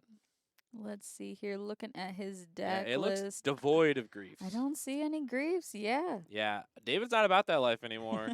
But if you're on the opposing side, it's hard to think, yeah, my opponent just doesn't bring those. I mean, Sanctifier and Vec reads protection from your deck. There's no way you're Yes. not bringing that in. Oh, absolutely, right? And it has like the further effect of like cleaning up those graveyards, and we saw Mhm. those unearths from the games previously. Yeah. So no So matter it what, still has bottom text there. yeah, it has this one has bottom text. Mhm. It got top text, middle text, and bottom text, all of it, right? And if we really want, where's a hammer super well and attacks through this, Absolutely. That's always the question in a hammer deck. Can it hold a right? hammer? And this says unblockable, Mhm. unkillable, Mhm. pick up hammerable, right? Like those are three very good things to have in this matchup. Yeah. What a babe. Battle babe. And you're 1 point away from it winning this game, right? It's a 2/2, picks up that 10 power. I mean, one David point. plays shocks. He plays fetches. There's a Oh, ooh. David's invitational card. Dude, they used to Spyro into amazing hands. I was gonna week say after if week. David ever wins a showdown, Elemental. elemental token Yes. has to be his token. Yeah, we'll let David know. Yeah. Yeah, I'm a big fan of that. Choice. Absolutely. This card has gotten David out of So so many much. games on camera. Right. This is a mid-range Right. house. The store credit used to buy those shield druids, you thank Season Pyromancer for those. Well said there. Grab some cards out there. Oh no! I was like, Gerard has blacksmith skill in hand, which gives artifact creatures +2, and I was like, that's the points we're looking for. But this is one of our creature targets that isn't an artifact. Correct. Yeah, we got a bunch of artifacts. We have Pure Artifact Steel. creatures, excuse me. Fatal push on the Pure Steel Paladin. Protect it. Blacksmith skill. There you go. The Yes. hammer can't go on the Sanctifier yet. You need 3 Mhm. artifacts out on the field. You need Metalcraft. But we at least get the card draw from the Pure Steel Paladin's Indeed. effect. So that'll help for sure. Just start refueling on cards. Stoneforge Mystic as the draw there. Good card as well. I actually kind of love an attack with the Sanctifier because that puts through the 2 points of damage, puts David Ton to 11, which allows me to kill them next turn. Interesting. I feel like that's risky Right? because it is such a good blocker and life totals are I'm at pretty similar. 11. 11? Yeah, I'm this at 11. Bowmaster's 4 damage. 4 is not 11.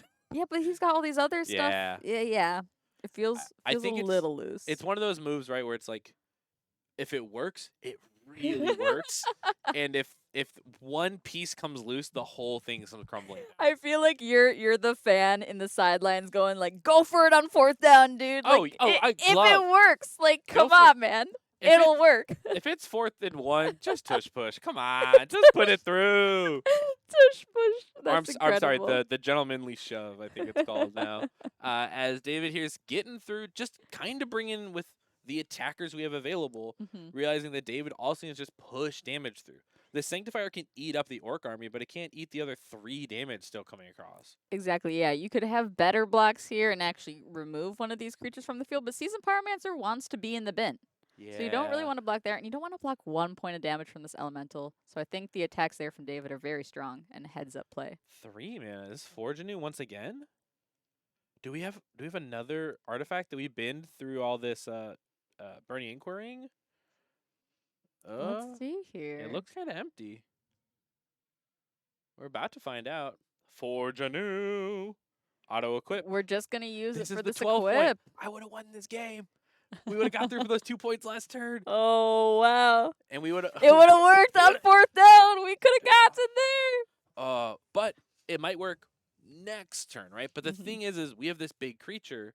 But if we hit now in, we kind of got they hit back for exactly. Yeah, lethal. now we have to be on blocking duty. Wow, what a tight window of opportunity there for Gerard. Yeah, it had to have been done last turn. But we have a Surge of Salvation in hand, I think. Yeah, what we need is David to crack their fetch land. We have 12 damage.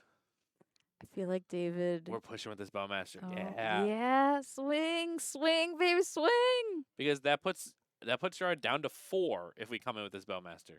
And I think Bowmaster's time of relevance may have passed, right? Mm-hmm. We're going to eat the big token, go down to 5, and David has 4 damage in play. 1 card in hand as well. Well, it's go time because this Stoneforge finds the other hammer. This thing gets massive, and we crush in for 22 points of damage. Yeah, you can play it and equip. I might get Shadow Spear because if something goes wrong, I gain life, and it's lethal either way. Exactly. I expect David not to have a life gain source, but it's so much cooler to give 2 hammers, Of course, right? you can't not bonk. You gotta bonk. You gotta bonk. Equip for free. There's turn rules out here, sideways. people. You gotta bonk.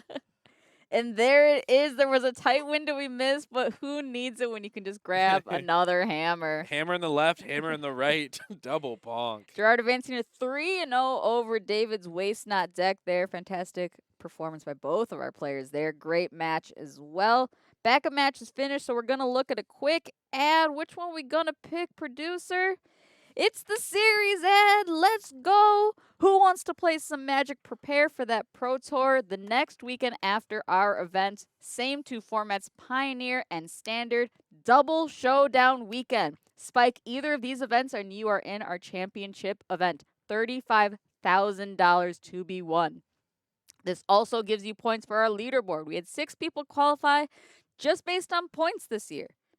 They had fantastic performances, won a ton of money in our championship event just this weekend, and that can be you. Show up February 17th and 18th for our 2-day event. I'll be there. Dom? Probably. You going to be there? Yeah, I'll be there. You better be there. I'm jamming with the new team. Absolutely. Team Flexlet will be in the house, baby, showing up there. Gonna take it down. With that being said, though, we're going to head into our round 4 coverage in just a moment. We'll be right back. See y'all soon.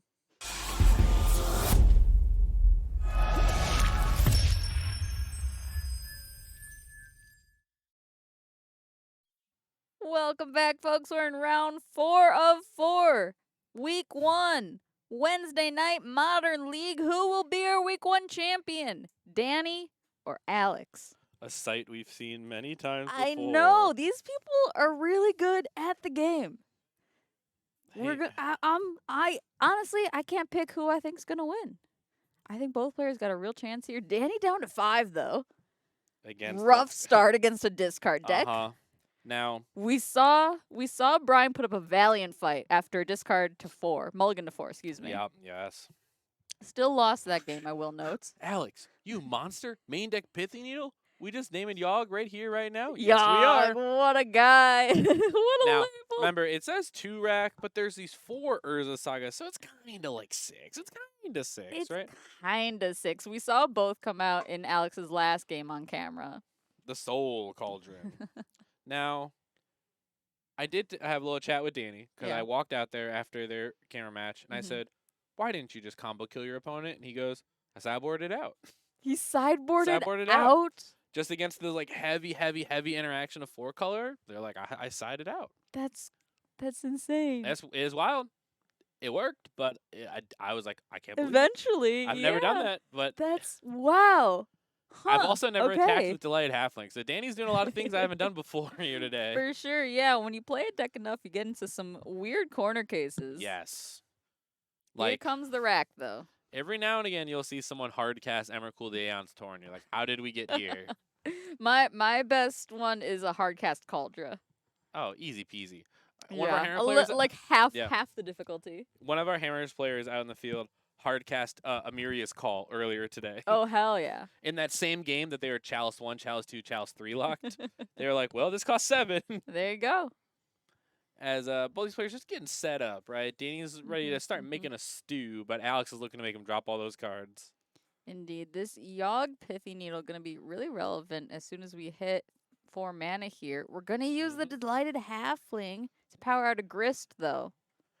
See what we mill off the top here? It's going to be Takanuma. Is Danny short a land? Yeah, it feels that way using our halfling, and we're passing. Oh, no. If I'm Danny, I almost want to mill a Yawgmoth with my grist Hmm. so that I can eat it with my cauldron so that this Pithing Needle does nothing as all my other creatures become Yawgmoth. Mm-hmm. We were talking about that earlier, the interaction between those two cards there. Pithy Needle named Yogg, but if there is a creature with Yogg's abilities being the Different one to name. activate it, it is not the named creature of Pithy Needle. Nile's Spellbomb will be the find off of Urza's Saga's Chapter 3 resolution there. Great, because now Alex has insurance to clean up if a Yogg does end up in that graveyard. Indeed, in response to throwing something in the soup, we can pop that graveyard. Boop, boop, boop. Costs 1 to pop? How? The Spellbomb you can always pop for free, but if you pay a black, you draw a card. I see. Thank you. Yeah, it gives you just a little extra if you pay a little extra. And Shadow Spear and a Thoughts. He's just playing out all the ones. Oh, he did have a land. Just holding it for rack considerations. Oh. Some of these players oh. they're playing in ways I ain't never seen, and the answer is probably the rack. My opponent is playing the rack. I'm gonna hold on to some of these cards. Yeah, really, really strong play there, actually. Yeah, Danny realizing that he doesn't need the land, need the mana now. Mm-hmm. Having this halfling kind of helps power it up. Realizing that I can probably just hold on to this for maybe a turn or two. You'll swing with the halfling. Yeah, just get on in there. Smack. Alex, if only you made a smaller I note was about there. to say, I think I'm gonna make him one real quick. Now it just says, yeah. Yeah. You know it. You know who's the ya. We know who the ya is. Yeah. As Danny gets in for 2 1-power attackers. Look, Alex Luke still stuck on this 1 mana after we had to pop our saga and lose the mana from that. All right, Bryce, can you go deliver this to Alex for me, please? It's a little bit smaller. We're just trying to maintain here using this Thoughtseize. Danny's going to Bowmaster in response. Going to show just that land we're floating through our hand to play around this rack effect. Right there, Danny's growing his board, getting a little wider here. Got all of his tokens. Oh, look at that. Oh, wow. So clean. So small. Nice. Much appreciated. What beautiful handwriting. Who I could was have gonna, wrote that? I was gonna say that's not even good handwriting for me. That was real quick there. I can read what it says. There you go. That's all you need. Maybe we should have asked him to turn it sideways for us, but I think that's asking a little much there. Sure. Let's let the players be able to read their own game pieces. Yeah, they're just out there gaming. They're trying their best. Yogg in the bin, so important. Immediately taken away. Yeah, absolutely. Not even gonna let him get a chance at that. Looks like the cauldron, excuse me, was tapped, so it was done in response there. And then beats in. Down to 5, 6, Yeah. excuse me, for Alex. You've heard of Beats by Dre. These are Beats by Grist, all right? These are just getting in there. Alex just stuck. Just plain stuck. Stuck. I agree. He's got the one land. The Urza Saga You can't didn't let, even get any constructs out of it because he didn't have lands to make the mana. you can't let Danny get away with it. Not like this. Not like this. We can do it. We can fight back. Grist loyalty growing, but that bin got cleaned up, so the ult That's there just- doesn't do that's too just- much that's just damage. 6. That's That just is 6 1-power creatures. Oh, we're gonna clean to us gain just a little bit if we can find something. gain 3. And scoop it up anyway. Scooping it up. Alrighty, game 1 will go to Danny there in our final match of the night. Let's take a look at deck lists. The old Yawgmoth beatdown plan. All those 1-power creatures. All right, here's Alex's full 75. Let's take a look at this sideboard. Shriekmaw, Emrakul, Blood Chief Thirst, Surgical Extraction, Break the Ice, Cursed Totem, Ratchet Bomb, and Ensnaring Bridge. Cursed Totems and Surgicals are where I'm going to begin, right? Cursed Totem is here for these style matchups. What about Bridge? Creature-based deck? It's hard, right? Lost to combat damage in that game. Yeah, it almost feels like a card that could be in the main deck of this deck if you really wanted. Like, Bridge just lines up so well with what's happening. Mm-hmm. So you could have it. You did lose to the Yawgmoth beatdown plan. So if one came into play, I wouldn't be phased, right? Like, of course, this card can be powerful here. The question is just, do you need it? Do you want it? I'm always going to start at Surgical, just try to clean up things. Even just try to tag an Undying creature before it can come back. Very worth it. And Cursed Totem, It's here for these matchups. Absolutely. Let's take a look at a Yawgmoth deck list as well. I'm going to answer Brickman in chat.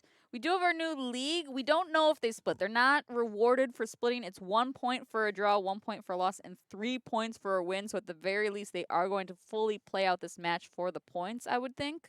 Because a win, or a draw and a loss are worth numerically the same amount of points. So they don't gain any benefit from splitting with their opponent here in the finals, which was intended. We want players to play out their matches. Let's take a look at this sideboard, though. Not Danny's exact 75, but an example list, probably pretty similar to what he's working with. Haywire Might, Soulless Jailer, Endurance, Magus of the Moon, Reclamation Sage, Shoulder the Apocalypse, Thoughtseize, Legion's End, Terror Under, Force of Vigor, and Chalice of the Void. Forces, right? You want to clean up the rack proper while also just being able to hit Urza Saga, one of those cards that can cleanly get 2-for-1s out of an Urza Saga opponent. Also, Legions and no, I don't really have any creatures I want to clean up with that. Thoughtseize, it's hard because your opponent's already trying to rip cards away from you, and by doing so, they kind of also go low on cards. And Thoughtseize, usually you need like a specific target to really like seek out. It may not be here. And Rexage, I think I bring in Rexage in every single matchup just in case they have Curse Totem, which we know Alex does. Absolutely, yeah. Let's get back down to the action here. Those players shuffle up. Alex will be on the play. We'll see what kind of hands they keep here. I see a Wrench Mine, Springleaf Drum, Shieldress. We brought in Shieldress, I think, out of the board for Alex. Just most likely to have some staying power and to fight back against the combo. But Danny also has a Shieldred in their hand. Favorite Shieldred art? Thoughts? God, it's the Concept Praetor every time. I have the Concept Praetors. Gotta be. Now, the stained glass is gorgeous. Yeah. No fighting that. No fighting that. Something about the concept, it's like, it's cool. It's cool. The world building of Magic is what drew me to it. So be able to see the building, the foundation of such an emblematic creature such as Shieldred. It felt like the sketches from MH2. It's like, I love seeing a before and an after. Absolutely. The sketch showcase arts from MH2, of course, have their flavor text as the artist descriptions. The artist descriptions of it. I love that stuff, man. Yeah, I mean, literally on my way here, I was listening to a Magic Lore podcast, right? Like, I'm just absorbing info. What's it called? I've been wanting to absorb some more Magic story myself. The MTG Story podcast. Yes. That's actually the one that I have like queued up to listen to. I was just listening to the Murders at Karlov Manor story. Oh, yes. I got to get into that. I listened to Wilds of Eldraine and then didn't catch up on Ixalan, so I'm a little bit behind. Oh, Ixalan story is so cool. Yeah, I know. Kellen's freaking great. I said we're right now in Magic assembling the Teen Titans. Yeah. Oh, it's like because it's Quintorius, Amalia, Kellen. Like it's just the like young teens. It's like how Marvel's doing like the young Marvel squad doing, right like, now. A young Avengers as well. Yes. Like we're just picking up the little kid. Right. The whole world was destroyed. Let's hang out with the teens just for a little bit. Yeah, it's the squad, the B squad, man. Yeah, because they picked up Amalia. It's like Kellen, Quintorius, and Amalia. I hope they pick up like a Ravnica friend. Anyways, Dothy Voidwalker here to just really be a thorn in the side of a Yawgmoth. Anyway, let's get back down to the magic happening right in front of us. I gotta shout out Alex's shirt too. I know I try not to comment too much on the aesthetics of what's going on. Try and focus on the gameplay. Who doesn't love a ghost? Who doesn't love a good boba shirt? Classic there. Nothing from Danny as of yet. Just an engine in Agatha's Soul Cauldron. And there's the Cursed Totem. There's the totem. And it's beautiful Mirage printing. Cursed Totem. Now, interestingly, this Dothy can't activate. The Augur of Skulls can't activate. So, shutting off more cards out of Alex's deck than I would have thought. Oh, I didn't think about that. Yeah, interesting. But also, probably doesn't matter to Alex, right? Yeah, a couple of strong cards in Alex's hand as well. Orcish Bowmaster can shoot some of Danny's cards there, and a Surgical Extraction. Right. We're waiting for any important pieces, especially ones that Gris is going to mill over, and tag them, get them out of here. You can't even eat them with the Cauldron anymore. Right, and this Dothy's eating up everything else that gets milled over. Oh, gosh. Yeah, so wait. With the Dothy, it's kind of a nombo with the Surgical, right? But you're kind of racking up problems, right? If Danny solves one, you create another problem. That's why we have this Dothy, we have this Cursed Stone, we have this Surgical. We're just putting as many things that are a thorn in Danny's side as we can as possible. Absolutely. I'm just checking too. Do you know if Alex just has grief in his deck as well? Can Yeah. just pitch to grief? So it's Yep. not a fully dead card in his Pitch, pitch, hand. pitch to grief, huh? Ain't that just the truth? Can't get Shieldred away from it time. in the modern format. But yeah. Even in a deck as spicy as Turak. Danny just hard casting Shieldred. Brick wall for any offense that Alex is trying to go on. A little bit of source of life gain, a little source of life loss for Alex. But I don't think what they know is Alex may fire back immediately with their own Shieldred if they can find a fourth land. Interesting attacks here. Alex is going to go for a full alpha strike. Not going to block with the Shouldred. Just being Just very gonna careful. Trade.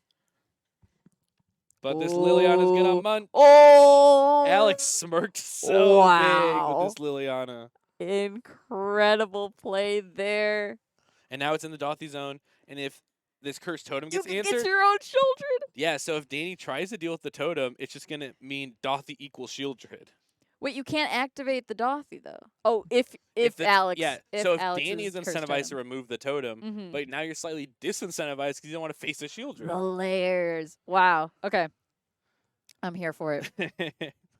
The complexities that Yawgmoth seems to always bring, just not a lot and tons going on all at the same time. Absolutely here. Alex really excited here, rubbing his hands together in glee. Yeah, we really got him with that Liliana. I know that the get Soul Red, man.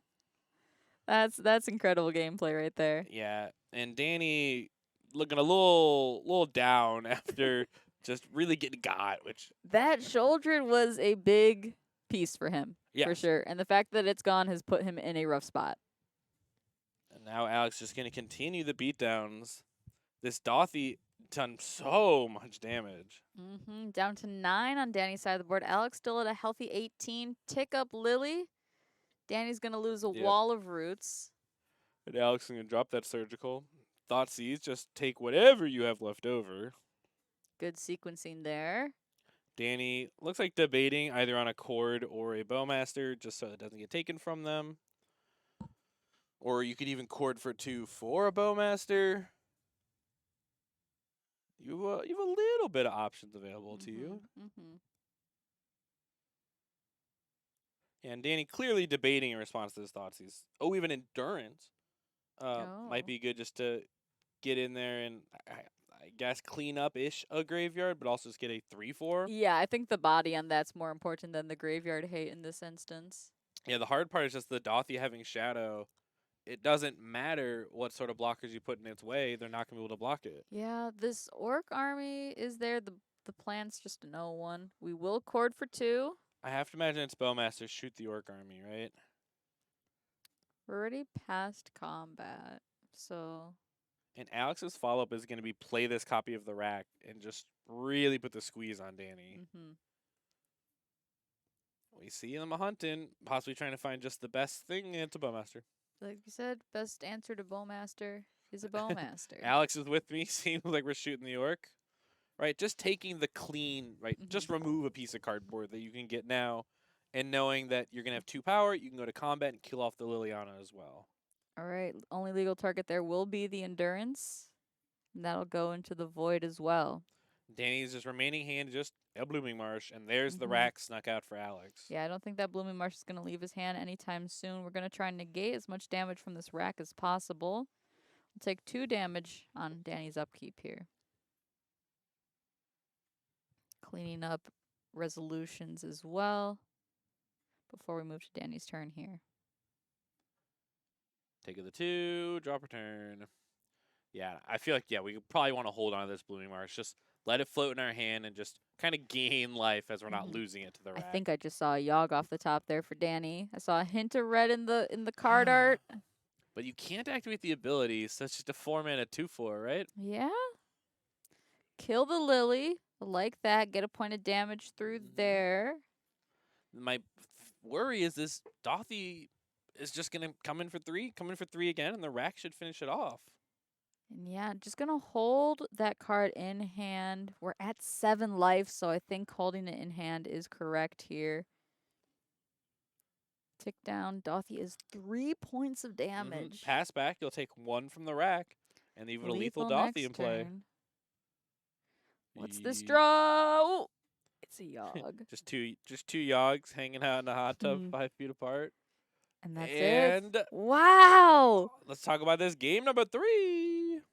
And we saw a lot of sideboard cards come to play for Alex. And we saw Dave try to piece together like the random aggressive plan Mm-hmm. that can be offered by the Yawgmoth deck. But Alex just cleaning up card after card, really getting them with that Liliana of the Veil, cleaning up the Shieldred. And they did it with a huge smirk on their face, too. Yeah. Real happy with his gameplay there. Those bridges are now coming in when we're on the draw, it looks like. Alex did not Okay. have them in, but looks like he might be bringing them in now. Interesting. Little bit more scared of an aggro game plan from Danny here. Right.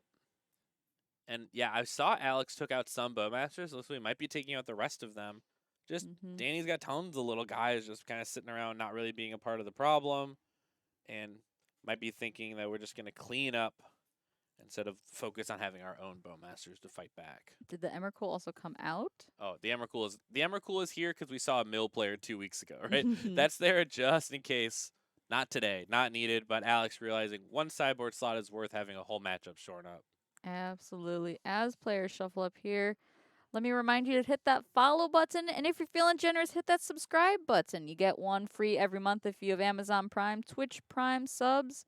Give us the same amount of money as a regular Prime, but it's free for you. And we'd really appreciate the support. We're here every Wednesday, 6:30 for Modern. We're streaming the next 12 weeks of our Modern League. We're really excited to bring that coverage to you. We'll have leaderboard updates for you next week. See how these players. Yeah, you're seeing the people fighting it out, possibly Yeah. for the tippy top. Now, our table 2 also had an undefeated player, Mm-hmm. but they were playing a pair down, so they're also fighting to get kind of to the top of the week 1 standings. Absolutely. We'll see how that shakes out. But whoever wins here can be fighting for that first and second spot Mhm. based on what happens at table number 2. Yeah, I'm really excited for our league structure. It's pretty basic, but it encourages people to play out all those games, rewards Yeah. people for playing all 4 of their games as well. A loss is still worth a point. Showing up every week, consistency is rewarded. We almost canceled today because we thought it was going to snow, but fortunately the weather held out for us here. Just Midwest things. Yep. Almost got snowed in yesterday. Pretty crazy stuff there, but we're nice and warm inside today. Weather held up for us. We got a bunch of players in the building tonight. We'll have a bunch of players next week, and I'd like to see you there. If you're in chat and you're in the area, come and play at our store. We'd love to Please. have you. Please come play. Because the most fun is when there's more players, more decks, more diversity. Absolutely. The hard part is the more you come, the more you play against people, and you're just like, oh, I'm playing against Danny. I know that I'm playing against Yawgmoth. And it's fun to play against people you know, but it's also fun to get like a diverse experience every time you play. That's why big events are great, right? You can play against so many decks. The more people, the more cool options of things you have to play against. Absolutely. We'll also be recording all the decks played tonight and in our following weeks, and we'll try and get some metagame analysis going too here. Ooh. You can find out what spice might be trickling to the bottom and what spice is trickling to the top. Absolutely. Alex will be on the play, though. Uh-oh. It's Uh-oh. a grief. Oh, wow. With the I have not seen Whoa. Greenleaf Drum. Okay, cool play. Cool play. 10 out of 10. Wow. Like, yes, you're With the grief evoke scamming, trigger but on the stack, activate the Springleaf Drum and get a mana to pay for the Undying spell. the trick I've done before is in Murktide, like subtletying, and while it's on evoke, using it to crew your unlicensors. Mm-hmm. I have not seen use it to activate Springleaf Drum. That seems like something a hammer with a solitude would do, not grief out of a mono black 2-rack. Absolutely. Crazy plays there. Ripped 2 Grists out of Danny's hand. Yeah, get those out. Those are incredible value pieces. Say goodbye to. Say goodbye to Exodia. Toss them in the river. Gone. Okay, get these out of here. Dried Harbor Land per turn, not what we're looking to do. Not quite. They give this thing summoning sickness. I know, it's crazy. So no turn 2 play there for Danny. Oh, His Dothy turn alert. 3 plays ripped out of his hand. Oh, Dothy alert. Oh boy. Oh, this Dothy. And I remember seeing from Danny's sideboard, in the past, the Yawgmoth players might have had like a Fatal Push or 2 floating around or stuff, just kind of like answer creatures like this that are really hard to deal with. Mm-hmm. I didn't see many of those. I didn't see many 2-answer, like, to most anything. Instead, kind of Yawgmoth realizing it's the problem, not needing answers to problems, But this Dothy really being a thorn in their side all 3 of these games. Yeah, Alex vacillates between a few different mono black decks. He's done coffers before. He's Yeah. done full 8-rack. Respect to a brand, Yeah, right? absolutely. Been crushing it the past couple of weeks with Oh, 8-rack decks, we're gonna though. surgical these Grists. If you thought you couldn't have Ooh. them, you can never have them. Take a look at his deck as well. Yeah, and reveal your hand. Just full info. Oh, you got Yog Yog Beseiju? We're done here. Oh boy. Oh Yeah. boy. Okay, Danny. we really kind of jinxed it. I'm not gonna name names, but an NRG staff member working up front said, "Danny, you really need to stop winning these things." Uh-oh. Uh-oh. Uh-oh. Oh, we're in trouble here. Danny has done a lot of winning at the Yeah. store. Anyone that's a regular in chat on this stream, Danny is a frequent customer. He's got them. Frequent He's got flyer. them Yog bucks. All right, they're really adding up. But this mono black deck just is shredding them apart. Yeah, absolutely. What can he even do? Kind of nothing. We got nothing. We could We have- chuck the arbor at the Yogg. We don't want to do that. No, we're gonna get hit We're by gonna this. swing. This Menace Grief and this Shadow Dothy are gonna kill us. We're Mhm. gonna take 7 points of damage each turn. And then what's in Alex's hand? Maybe it's another Dothy. It's another Dothy. I knew that already. We're dead next turn. Curse Totem? Curse Come Dodo. on, you didn't have to do that to Nothing. him. Don't do to him like this. Oh man. Oh boy. Oh boy. And now this Curse Totem means the Dryad Arbor cannot tap for mana, and we're 2 turns away from Yawgmoth. Oh my God! It can't even. Yep. Wow. Yep. Wow. I'm just saying it. Head in hands. My goodness, what a way to go in our final match here. Hey, I mean, Stop. He's already dead. illegal play alert. Illegal play alert. Go get him. Get him. Go get him. Unless Oh, Curse God. Totem says mana abilities. It might say mana abilities. Oh, the Oracle? Yeah. Let's look at that. It Yeah. probably says mana abilities are fine. Cursed I just Totem. really wanted to get him, but it probably says mana It abilities. just says no. It's just Oh. activated abilities of Get 'em. creatures. Can't be activated. It's not going to matter. It's so not relevant. give but 'em the we'll let 'em rubbins. know. Give him the rubbins. Give him the rub. Oh my Yes. God. Yeah, that's the face I Oh. love to see from Danny. That face really says it for me. You can besage you. You can die. Besage Just- you the curse I just wanted to get the one last little swoop skidee in. Someone call an ambulance. Yeah. Call an ambulance. It is for Dan. It is for you. Dan. It's for you. I'm so sorry. And Alex is just gonna put that last nail in the coffin. Danny really can't take it. Really appreciate it. They're having a great time out there. That's the hand. That's the game. Alrighty. Wow. Oh. What a match. This was. What a beating. This was a beating. My goodness.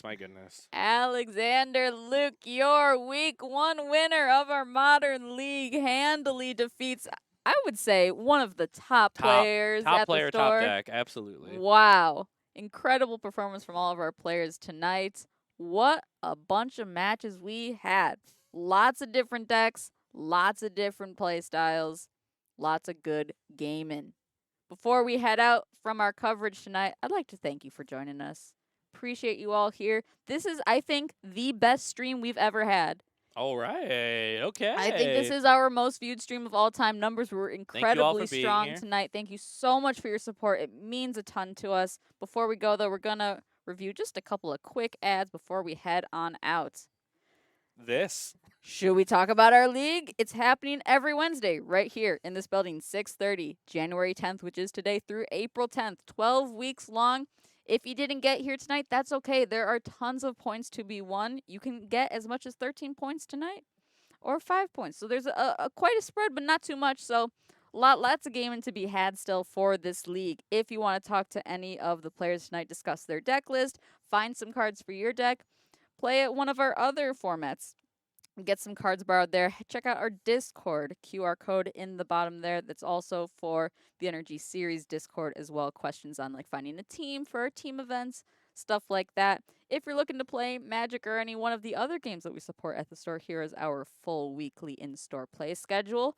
Correction on Tuesday, Pioneer is now Lorcana.